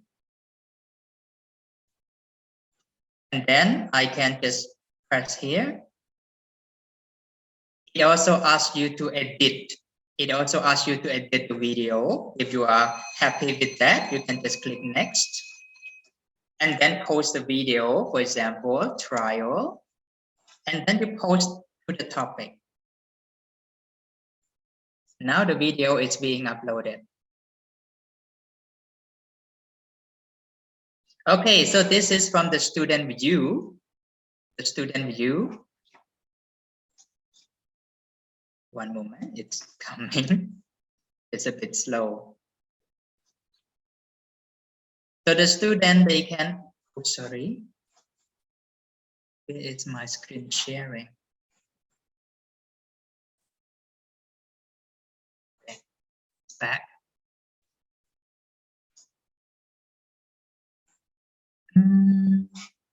Where is my video a moment ago? Cannot find the video. You need to click on the teacher view to get to your video. Yeah, I did, but then a moment ago it just doesn't appear here. I don't know what's wrong with the video a moment ago. Okay, let me try uploading again.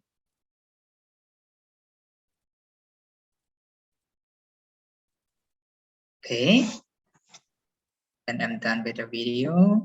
Then next, caption. I don't want any caption. I just post it. Maybe try refreshing the I teacher think view. so. Yeah, let me try. So go to the topic. Now let me try refreshing this one. Since my student have already taken the video about SDG, I want to see. Yes. So now as a teacher, you can see this one. You can see the video from the student, and other student can also see the video as well. So you can click on that and you can play this video in the class, or you can also do it as a part of the assessment, okay? So you can see the video of the students. You can say, good job. The content is great. I think you score 9 out of 10, for example, if you want to put it like that. Or you can also decide to send this one privately, or you can put it in the public.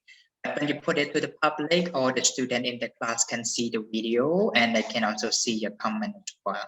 Let's just put it comment, and then you send.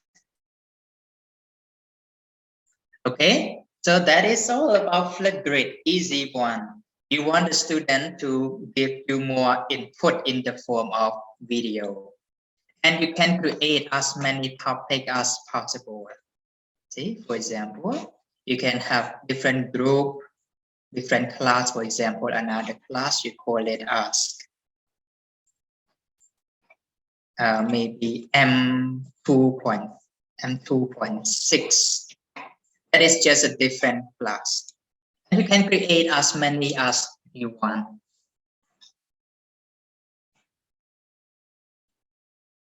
Do you have any questions? No questions. Yes. How do you like Flipgrid? Do you think it is useful for your teaching? I like it, but it's been changing so much. Like every semester is different, you know? I think they have updated. Yeah, like before you didn't have groups, now you have to have groups, and there's some limitations, but yeah, I like using it. I think it's useful for like the introductions, certain things, but I just wonder if students watch each other's videos or not.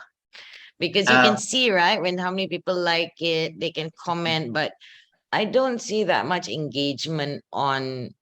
It's usually me commenting on most of the videos, and maybe one or two other students will do that. And some students, they don't even make video. They cover the screen and they talk. How about we make them, take the video with the face on? That is a part of, the assessment. And Yeah, then usually I will maybe- insist on it, but some students, and I don't know, we have certain students, maybe their background is not, even though they can put a virtual background, I think some of them, maybe they don't feel comfortable sharing. So I don't often insist, but I do recommend. Yeah. Maybe we can make a task to comment on 3 other videos or something like that. Yeah, yes, yeah, that's a good one, the last part you say. So one thing I used to be a student myself in online class. And one of the way to improve interaction on the forum, or in this case on, to get students to comment each other's video, we have to make it as part of the assessment. Like they need to fulfill that in order to get a certain points or something like that. They can go on to comment or react on at least 3 video, for example, or 2 videos, and to fulfill the part of the task. So they cannot avoid not engaging. They need to engage to complete that task. Yeah, that is the mechanism we need to ensure that they engage with the video. And for sure, this video is a part of project based. You assign them the project to work on. It doesn't matter whether it can be individual or it can be group project, but they can pull this off. And then you want to ensure that they engage with other content created by their friends as well. So that's about Flipgrid. We are running out of time, so Yes. maybe we can move on to the next tool. Just now. Okay, so you can also explore this one further by yourself. I think it's very straightforward. Now we go on to the next tool. Okay, I think I can end this. We go to another tool, which is, I think, Nearpod. So Nearpod is the one we use at the beginning of the sessions. It's a very, very rich platform that you can use to teach the students. For sure, there can be paid function, but you don't need them. You can always recycle. Okay, so to use Nearpod, you just need to go to nearpod.com and then you sign up for free.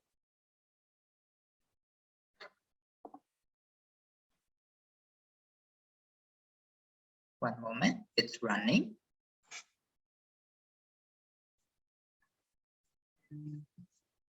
I don't know why it's getting a bit slow. Okay, coming up.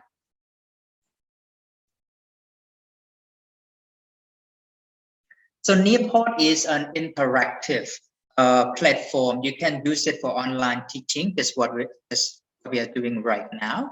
Or you can also put it in the classroom where the student can look at the projector, and at the same time they can use their device to key in the input.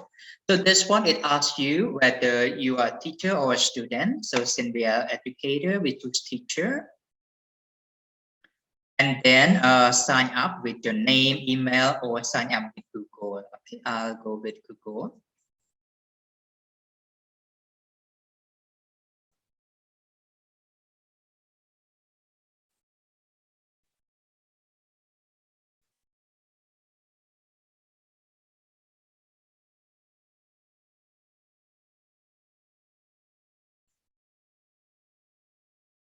Okay, I don't know what the term and condition, but I'll just sign up.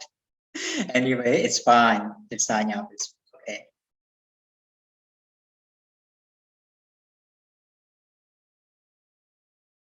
All right, so this one, please tell us a bit by yourself, which subject. You just select anything, that's fine. Others, for example, grade. You can choose maybe higher education, applicable to you, your role as a teacher.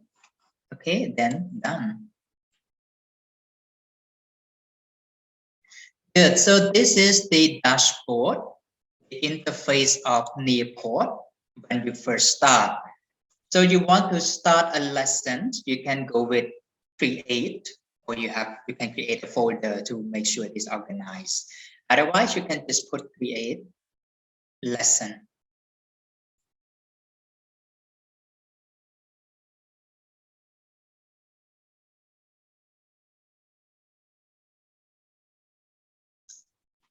Okay, so it's coming. You can name your lesson, for example, training, tech training.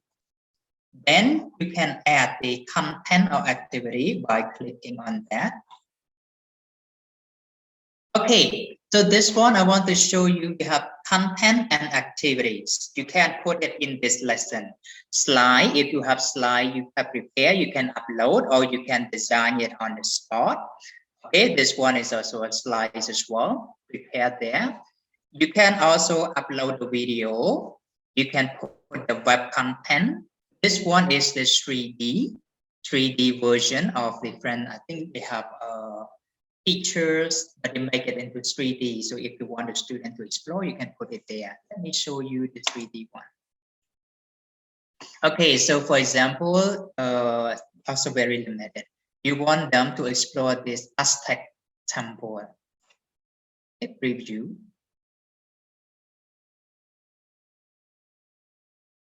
Now it becomes 3D. You can ask a student to rotate, to explain what it is, and etc. But the bad thing is that you cannot upload your own content. They also provide, but you know, it's very limited one. Okay, imagine you put that one, it becomes the first activity in your lesson plan. But if you feel, no, I don't want this one, you can just delete it. This is like a lesson. You design a lesson with different activity, first, second, and third. So let me go again. This 3D simulation, field trip, you can explore this by yourself, but I want to focus on activities. Okay, so this activity you can start with the first one, draw it as a warm-up. You want the student to draw a picture of themselves or of anything, you can click on draw it.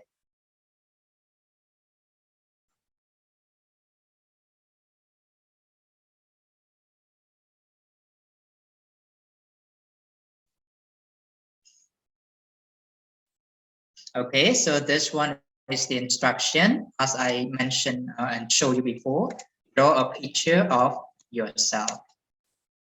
Okay, so you can put that, draw a picture of yourself to students. And if you want to give them time limit, you can add the time. If you want to add background, you can also add here too. Otherwise, you can just click save.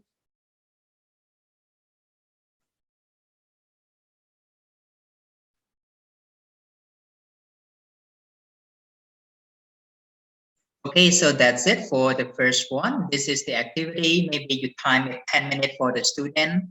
After 10 minutes, you add another activity for them. So maybe this time you want to play a game with them. This game is also very fun. Students create their own avatar and then they decide, they answer the question MCQ. So if they answer correct and fast, then they will be the one to reach the top of the mountain. You can explore this. Open-ended question is a question that you ask, such as Mentimeter, for example. Sorry. One moment, it's running quite slow. Okay, so for this question, you can ask the student, let's say, what is project-based learning? Good. And then you just click save.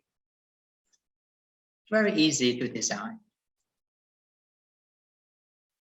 So maybe this activity will take you 10 minutes. You want to have one more activity.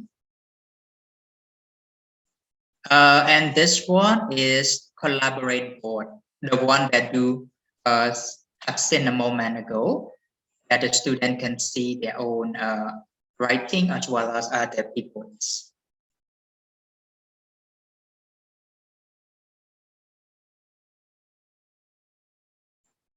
Okay, so collaborative board, for example, add tag. And then you ask the student to write, blah, blah, blah, description, whatever, media type you want to put there, student option here. Student can see the name if you want them to put there. Student can edit their response. And if you want to make sure that the content the student posts is appropriate, you want to check it first, you can click this. Approve the student post. You will be the one to approve. Otherwise, if you think all is fine, you just need to switch it off. That's it.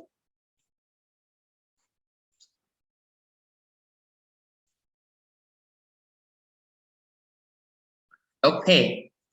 Now that we have these activities, for sure you have more activities. You can continue adding until you arrive at the end of the lessons. Let's say that I only need this 3 activity for my class. Then I just go to save and exit.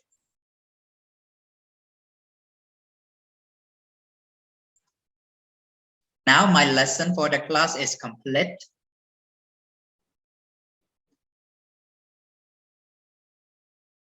Okay, and I can see it here.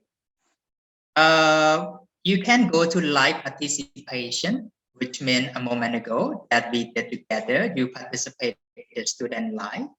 In the class, they can use their own device to answer, or virtually a moment ago, we also use our device, but we do it live. Otherwise, if you don't have the access to the live session, you can ask a student to work on that one as a homework. So you can click student pace. Okay, so let's just go to the live class. Let's say that we have a class coming up in 1 minute. So just go to live participation.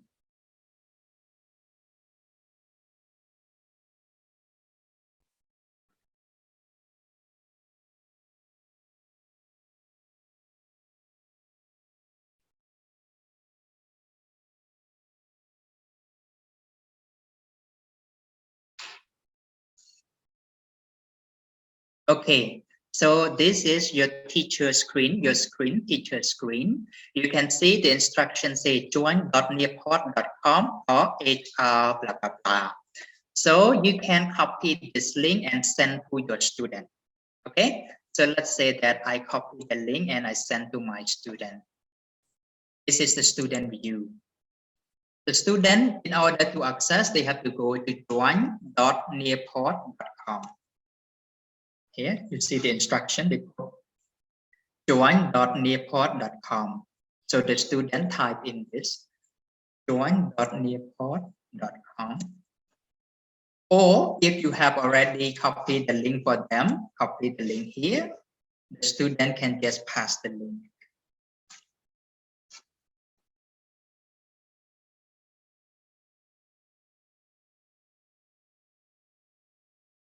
This is the student view.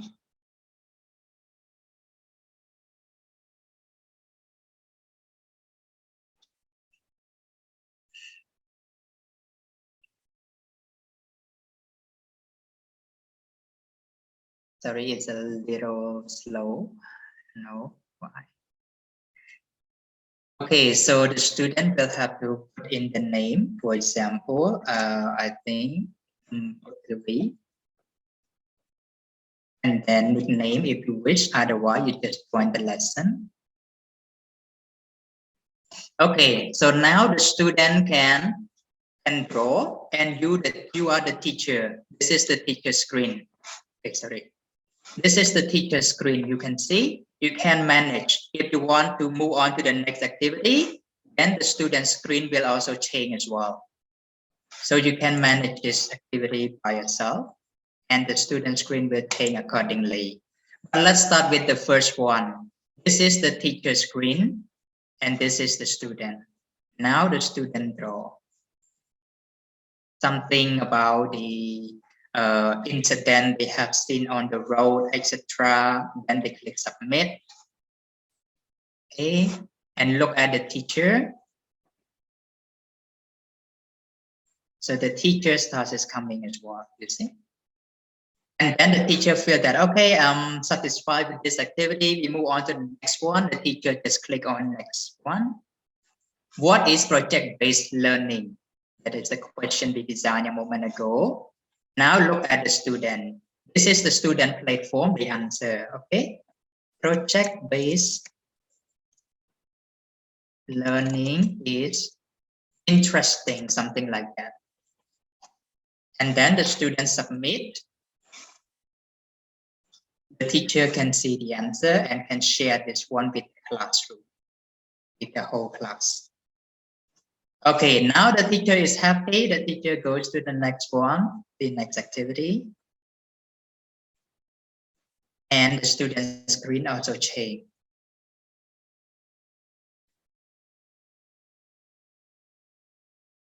Just one moment. I think this one is a bit slow because it is collaborative.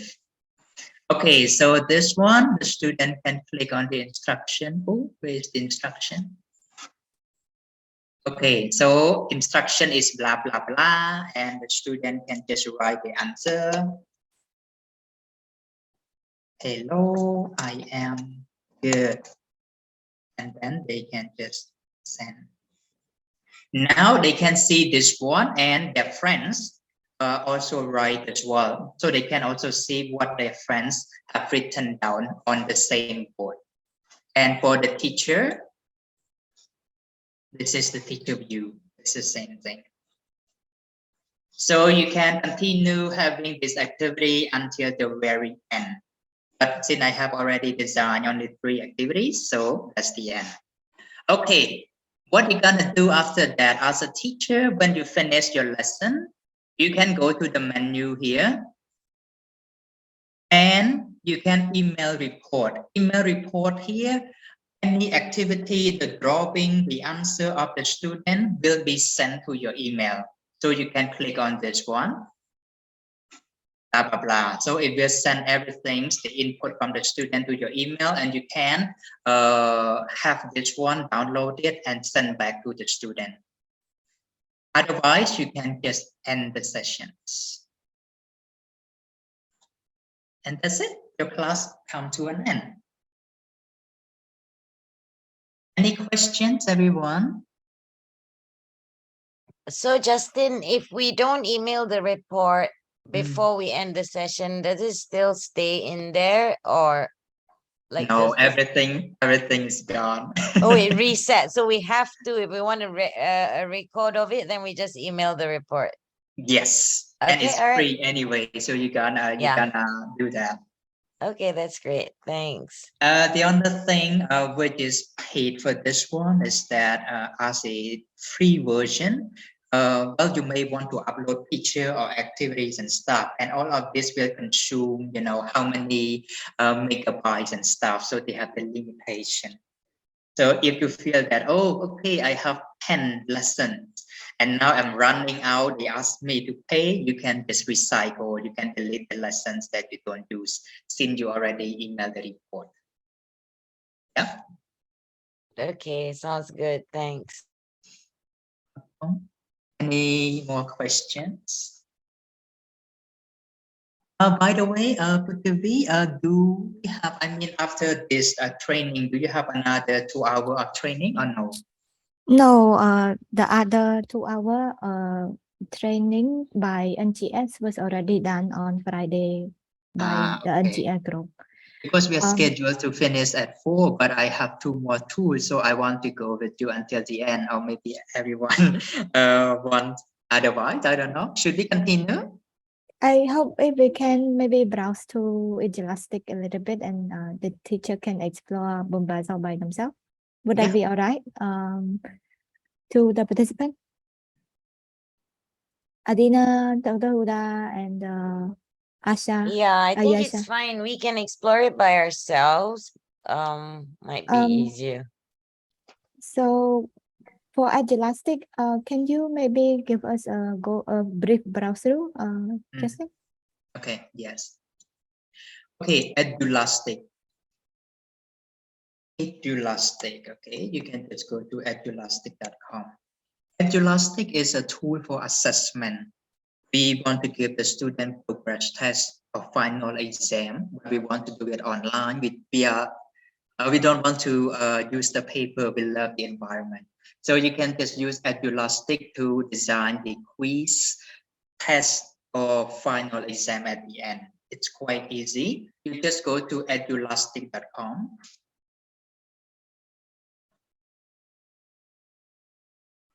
Okay, then afterward, you can just join for free.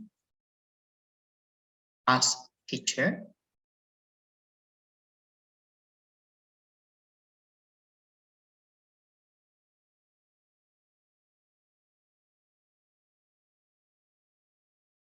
Just one moment. Okay, so it asks you to sign up. I'll sign up with Google.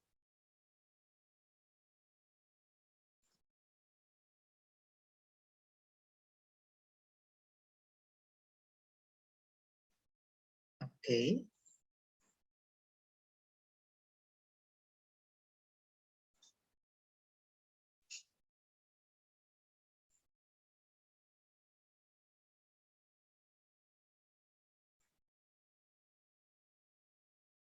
Just one moment.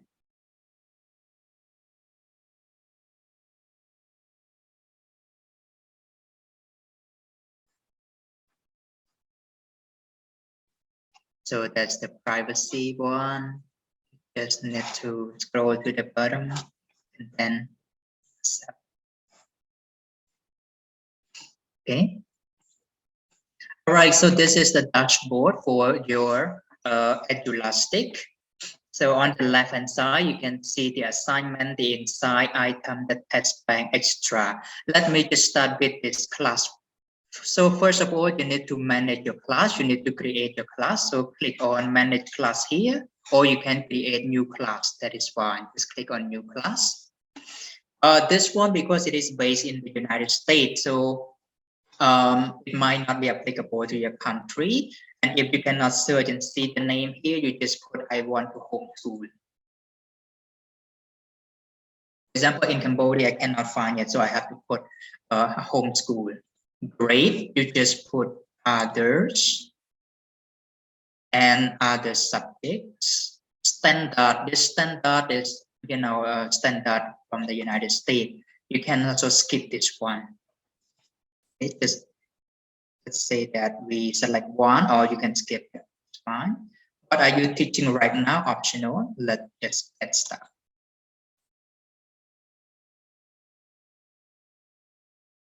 Okay, so the name of the class you need to put, for example, M2.4 journalism. That is your class name. And then start date and date, grade. You want to put subject, it's up to you, standard. If not, then that's fine. You just save the class. Okay, now that you have the classroom, you need to have the student. To add the student, you go to add multiple student. Add multiple students. And I don't recommend that. You can just go with their first name and last name. Say, for example, I put last name and first name. This one, I have my student called Mau Puttivi. So I put Mau and then our first name Puttivi. Then the second one, let us say I have Huda. Okay, so Huda, wait, sorry.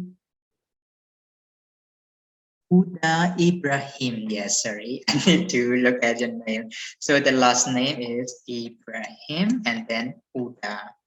Right, and you can just continue entering the name of the student, and afterward, we just click yes at the class. Done. Okay, now that you have the students here and they have their username, be careful, you need to ask them to remember their username. And the password is this one. To join, you need the password. The password is the class code. Okay, so we have two people. Now that you have the class and the student, you need to design the test. To design the test, you can go to the test on the left-hand side. So this one, because they put it as collective, you can find other tests that people create and put in public, but you don't want that. It may be a bit messy. So you can just go to created by me. This is your own test. Since it's new, you don't have anything, you can just click on new test. Create from scratch, create test. Okay, now you can put the test name, for example, midterm test. Description, you can just write anything, what is this about. Grade, you can skip. Subject, you can skip, it's fine. And then afterwards, here, this is the description. Then we start to work on add item. This is your test, your item. Okay, then you can click on create new item. create a question. So Edulastic gives you a wide variety of options. It can be multiple choice, and even multiple choice, you can have this design. This one, you can select more than 2 options. You can have true, false. You can also have this, or you can have matched table. Okay, you can also have fill in the blank as an item. This one is a map. You can also ask them to classify or order.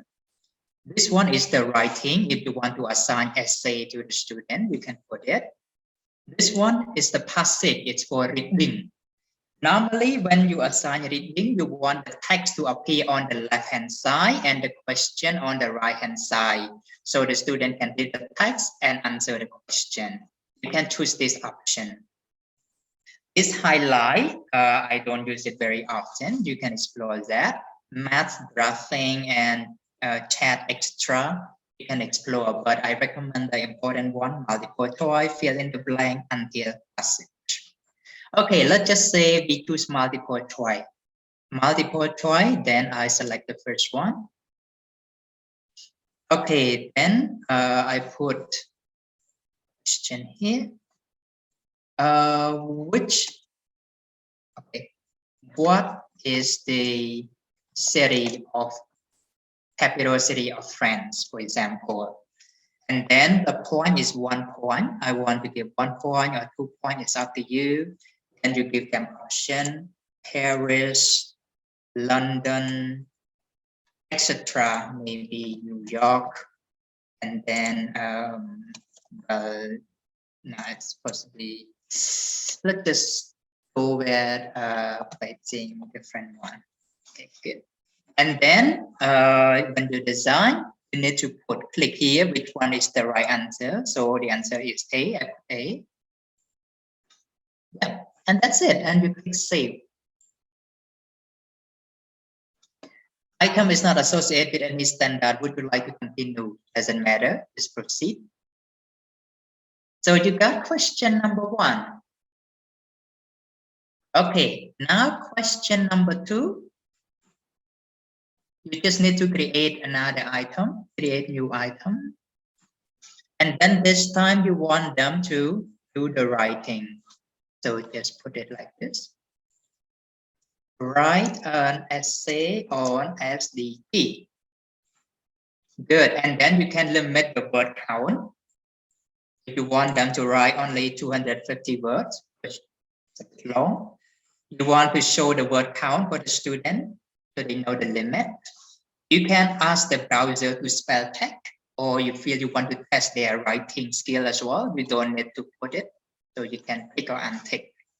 And score, you can assign, for example, maybe 10. Okay, 10. And just see.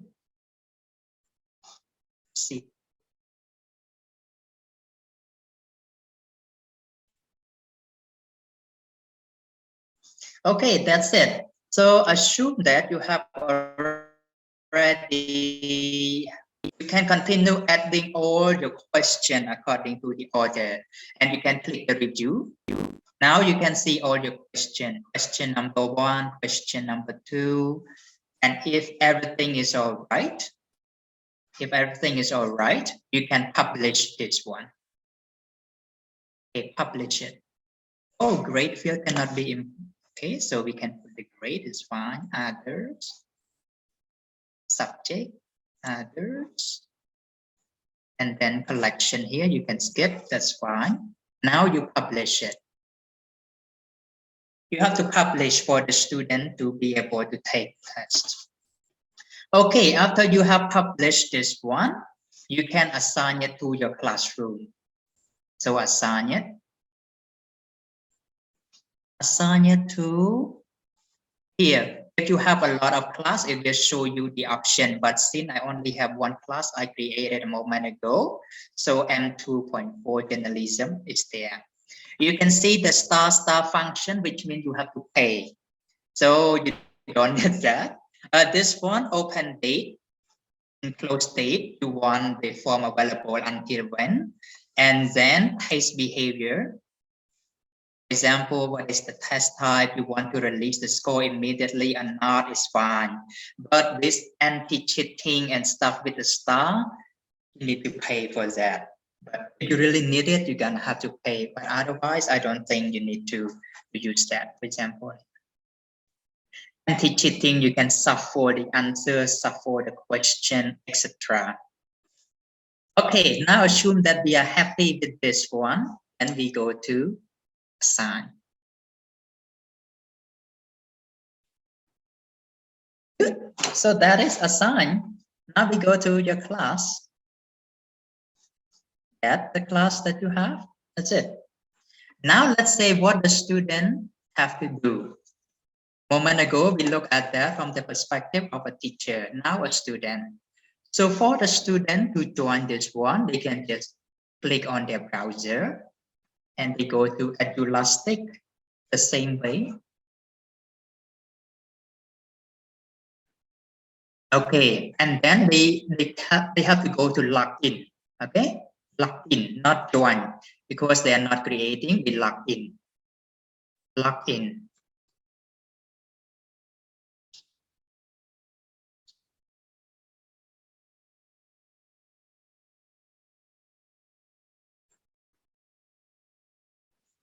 Okay, one moment, it is still running.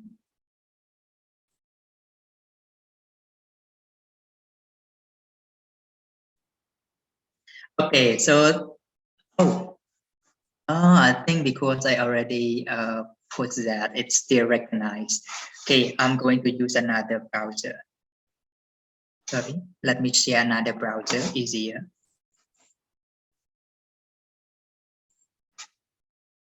Okay, so assume that I am a student and then I go to edulastic.com.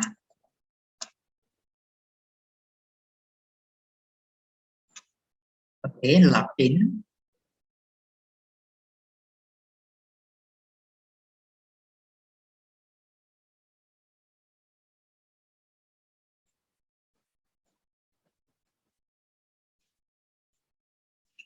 Sorry, it's running a bit slow.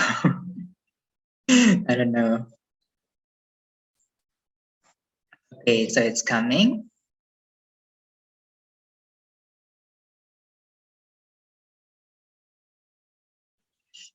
Okay, so for this one, the student login, you can see the username and password. The student already have this username and password from the one that you created. Let me show you where it is.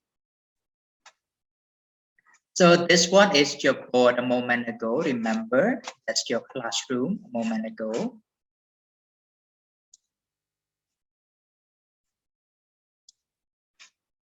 Here is this one. Setting.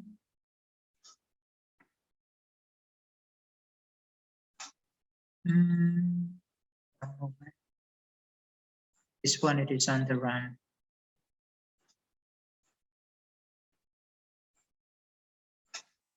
Okay, so a moment ago when I add the student, I need to go to my classwork, sorry.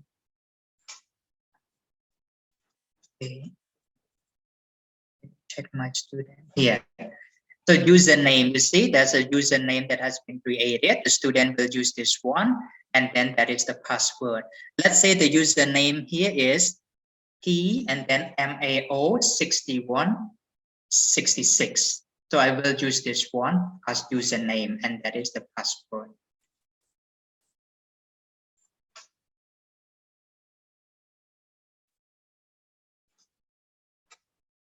Okay, so this is a student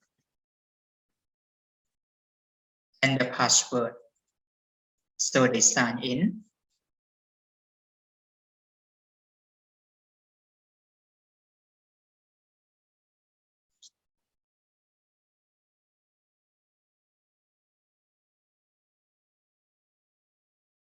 Okay, now they can see the assignment that the teacher give. It can be the test, final exam. They can just start it.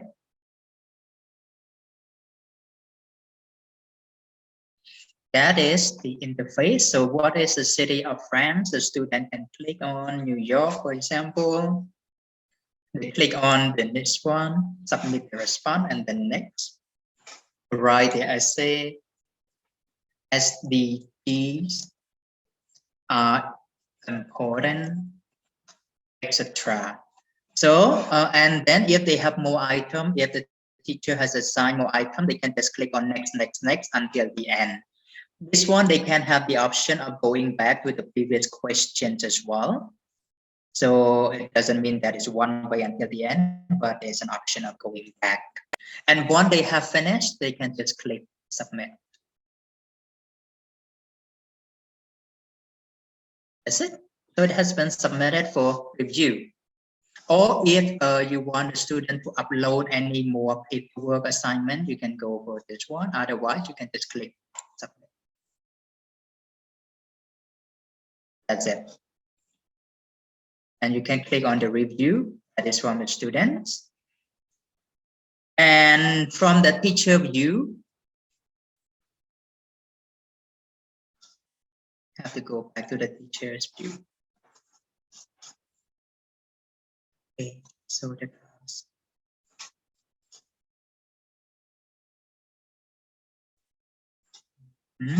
Assignment. Sorry, my bad, is in assignment. Okay, so assignment here, it's say in progress. You can click on that one.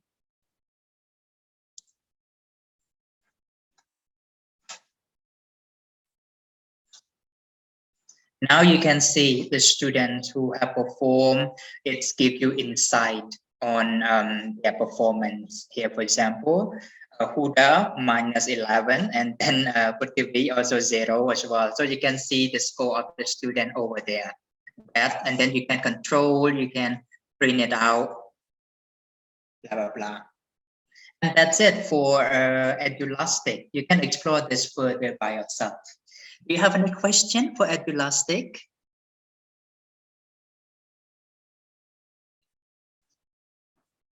No questions. You know how to use it, right? Well, it seems pretty straightforward, but I think it's a bit tricky sometimes building these questions, but I think we can, with some practice, we can figure it out. That is true. When it comes to educational technology, we need to get our hand on it. And then we try it, we make mistake, we learn from the mistake, and we become proficient with it. Yeah. That's the way, yes. I don't know, can I go maybe another 12 minutes so I can introduce to you Bambuzo and we wrap that up?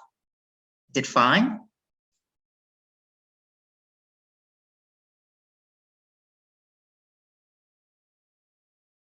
Maybe I think for the Bamboozle, we can give that tool for the teacher to explore by themselves, but it's the material can be found in the slide, which was already uploaded in the learning material package of TOT.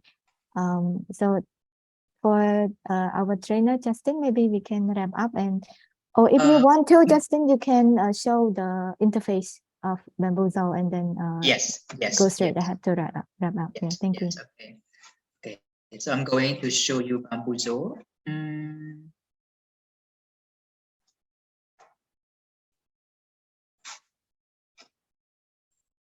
Okay, so another one is called Bamboozle. Bamboozle is basically a game that you can play with your student, and you can, especially for reviewing.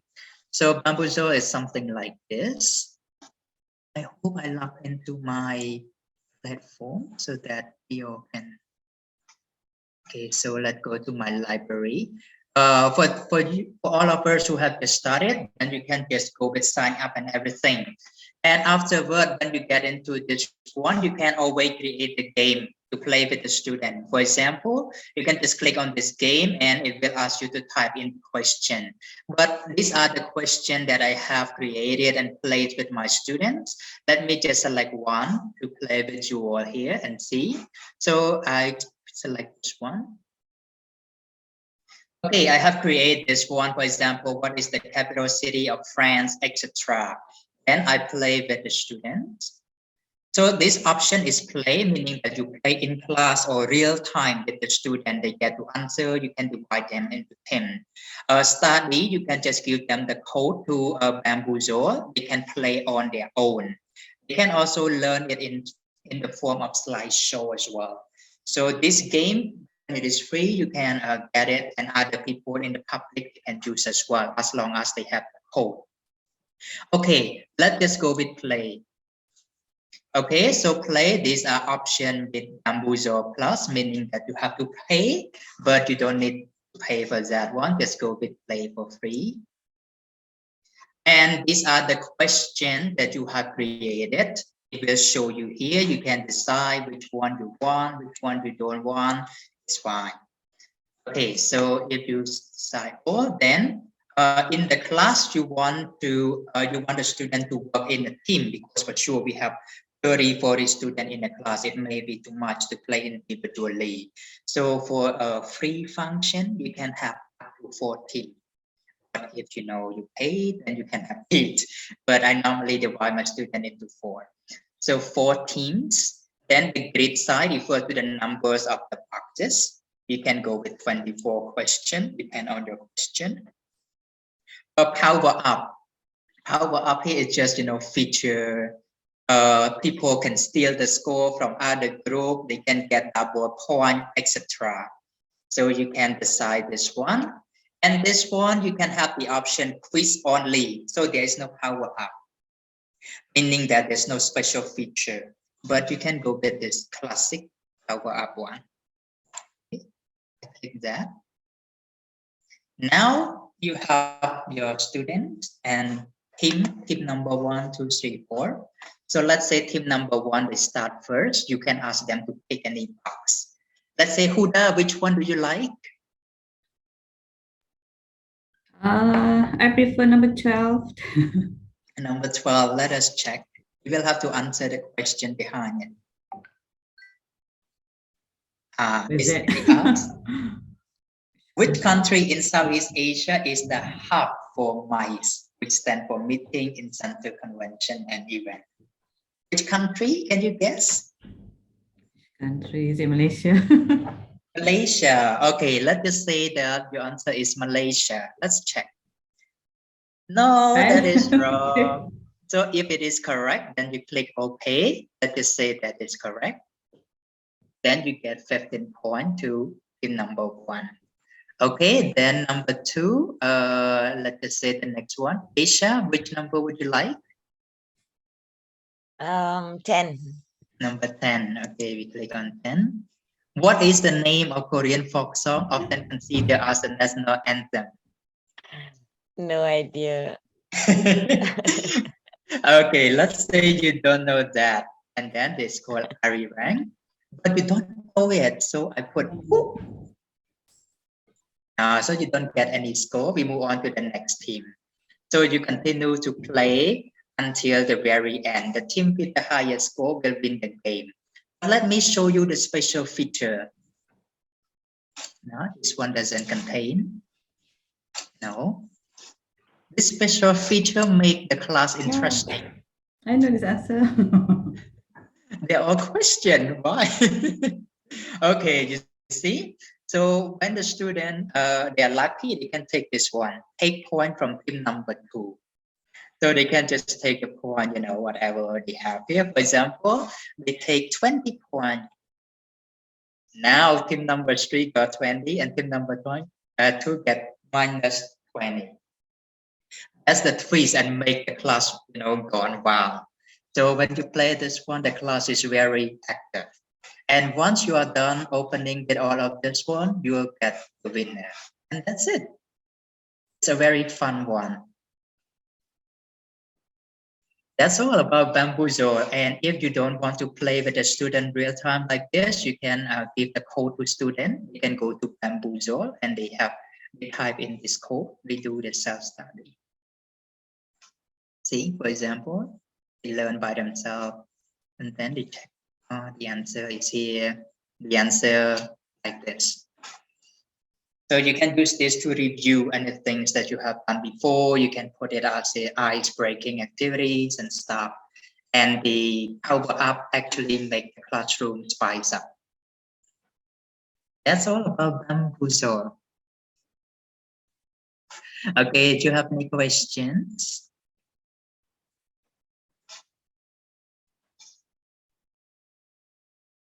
No? No, we need to explore more. You have to try that by yourself, and then I'm Yeah, very yeah. sure that you're gonna get a hold of it in no time.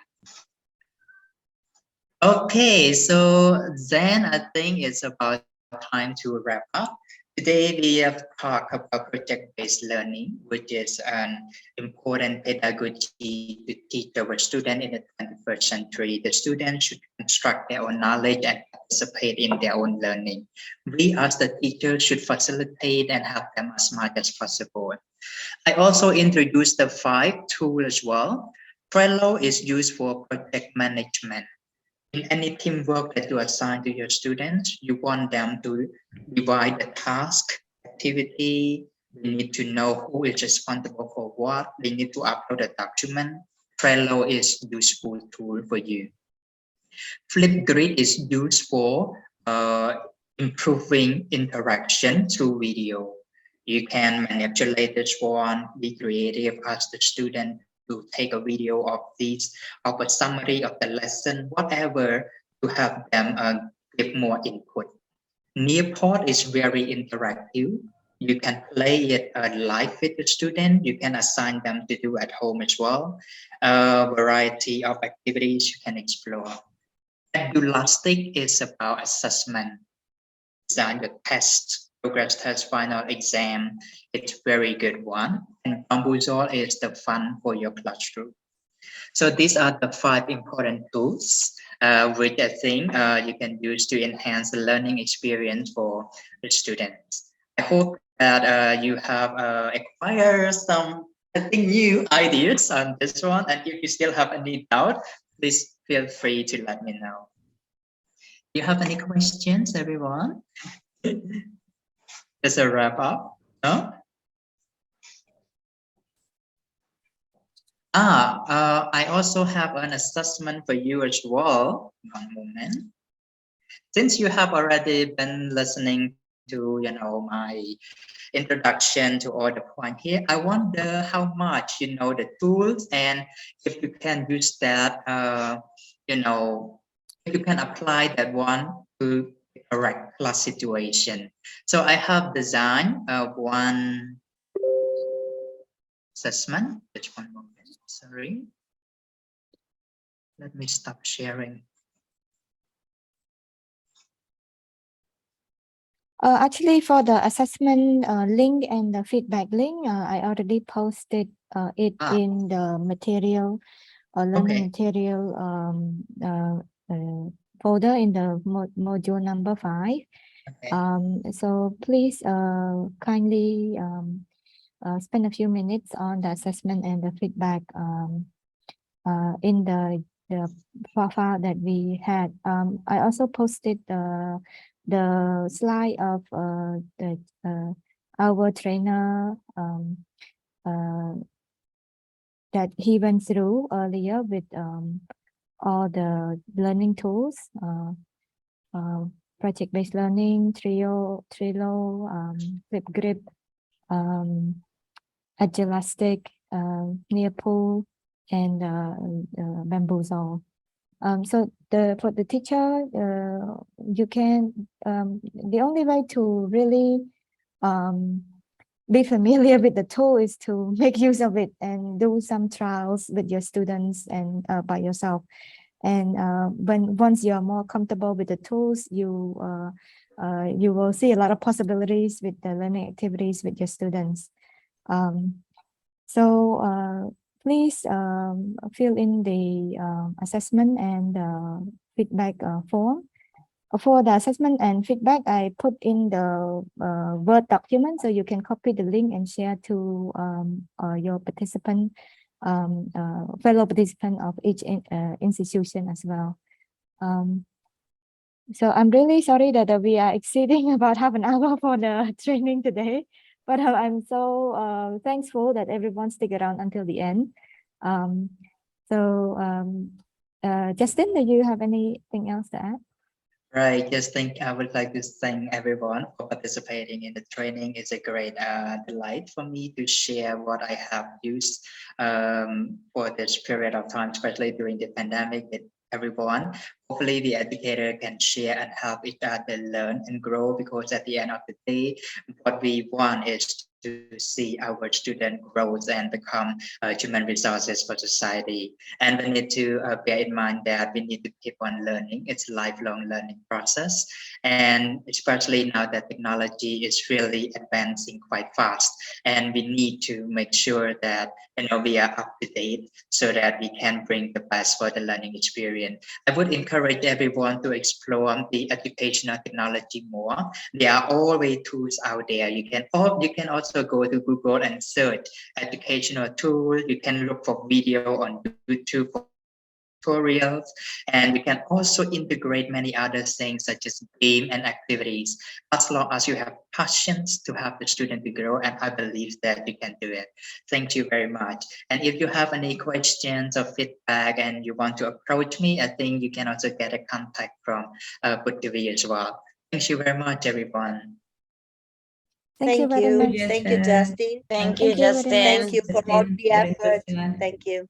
Thank you. Yeah. Thank you to all the to the presenters, and thank you all to the participants for your attentive and interactive session today. So I would like to mark the end of our module 5 training today. Thank you very much, everybody. Okay, thank you, Mom. Okay. Thank you. Bye, Thank you. everyone. Bye. Goodbye. Bye.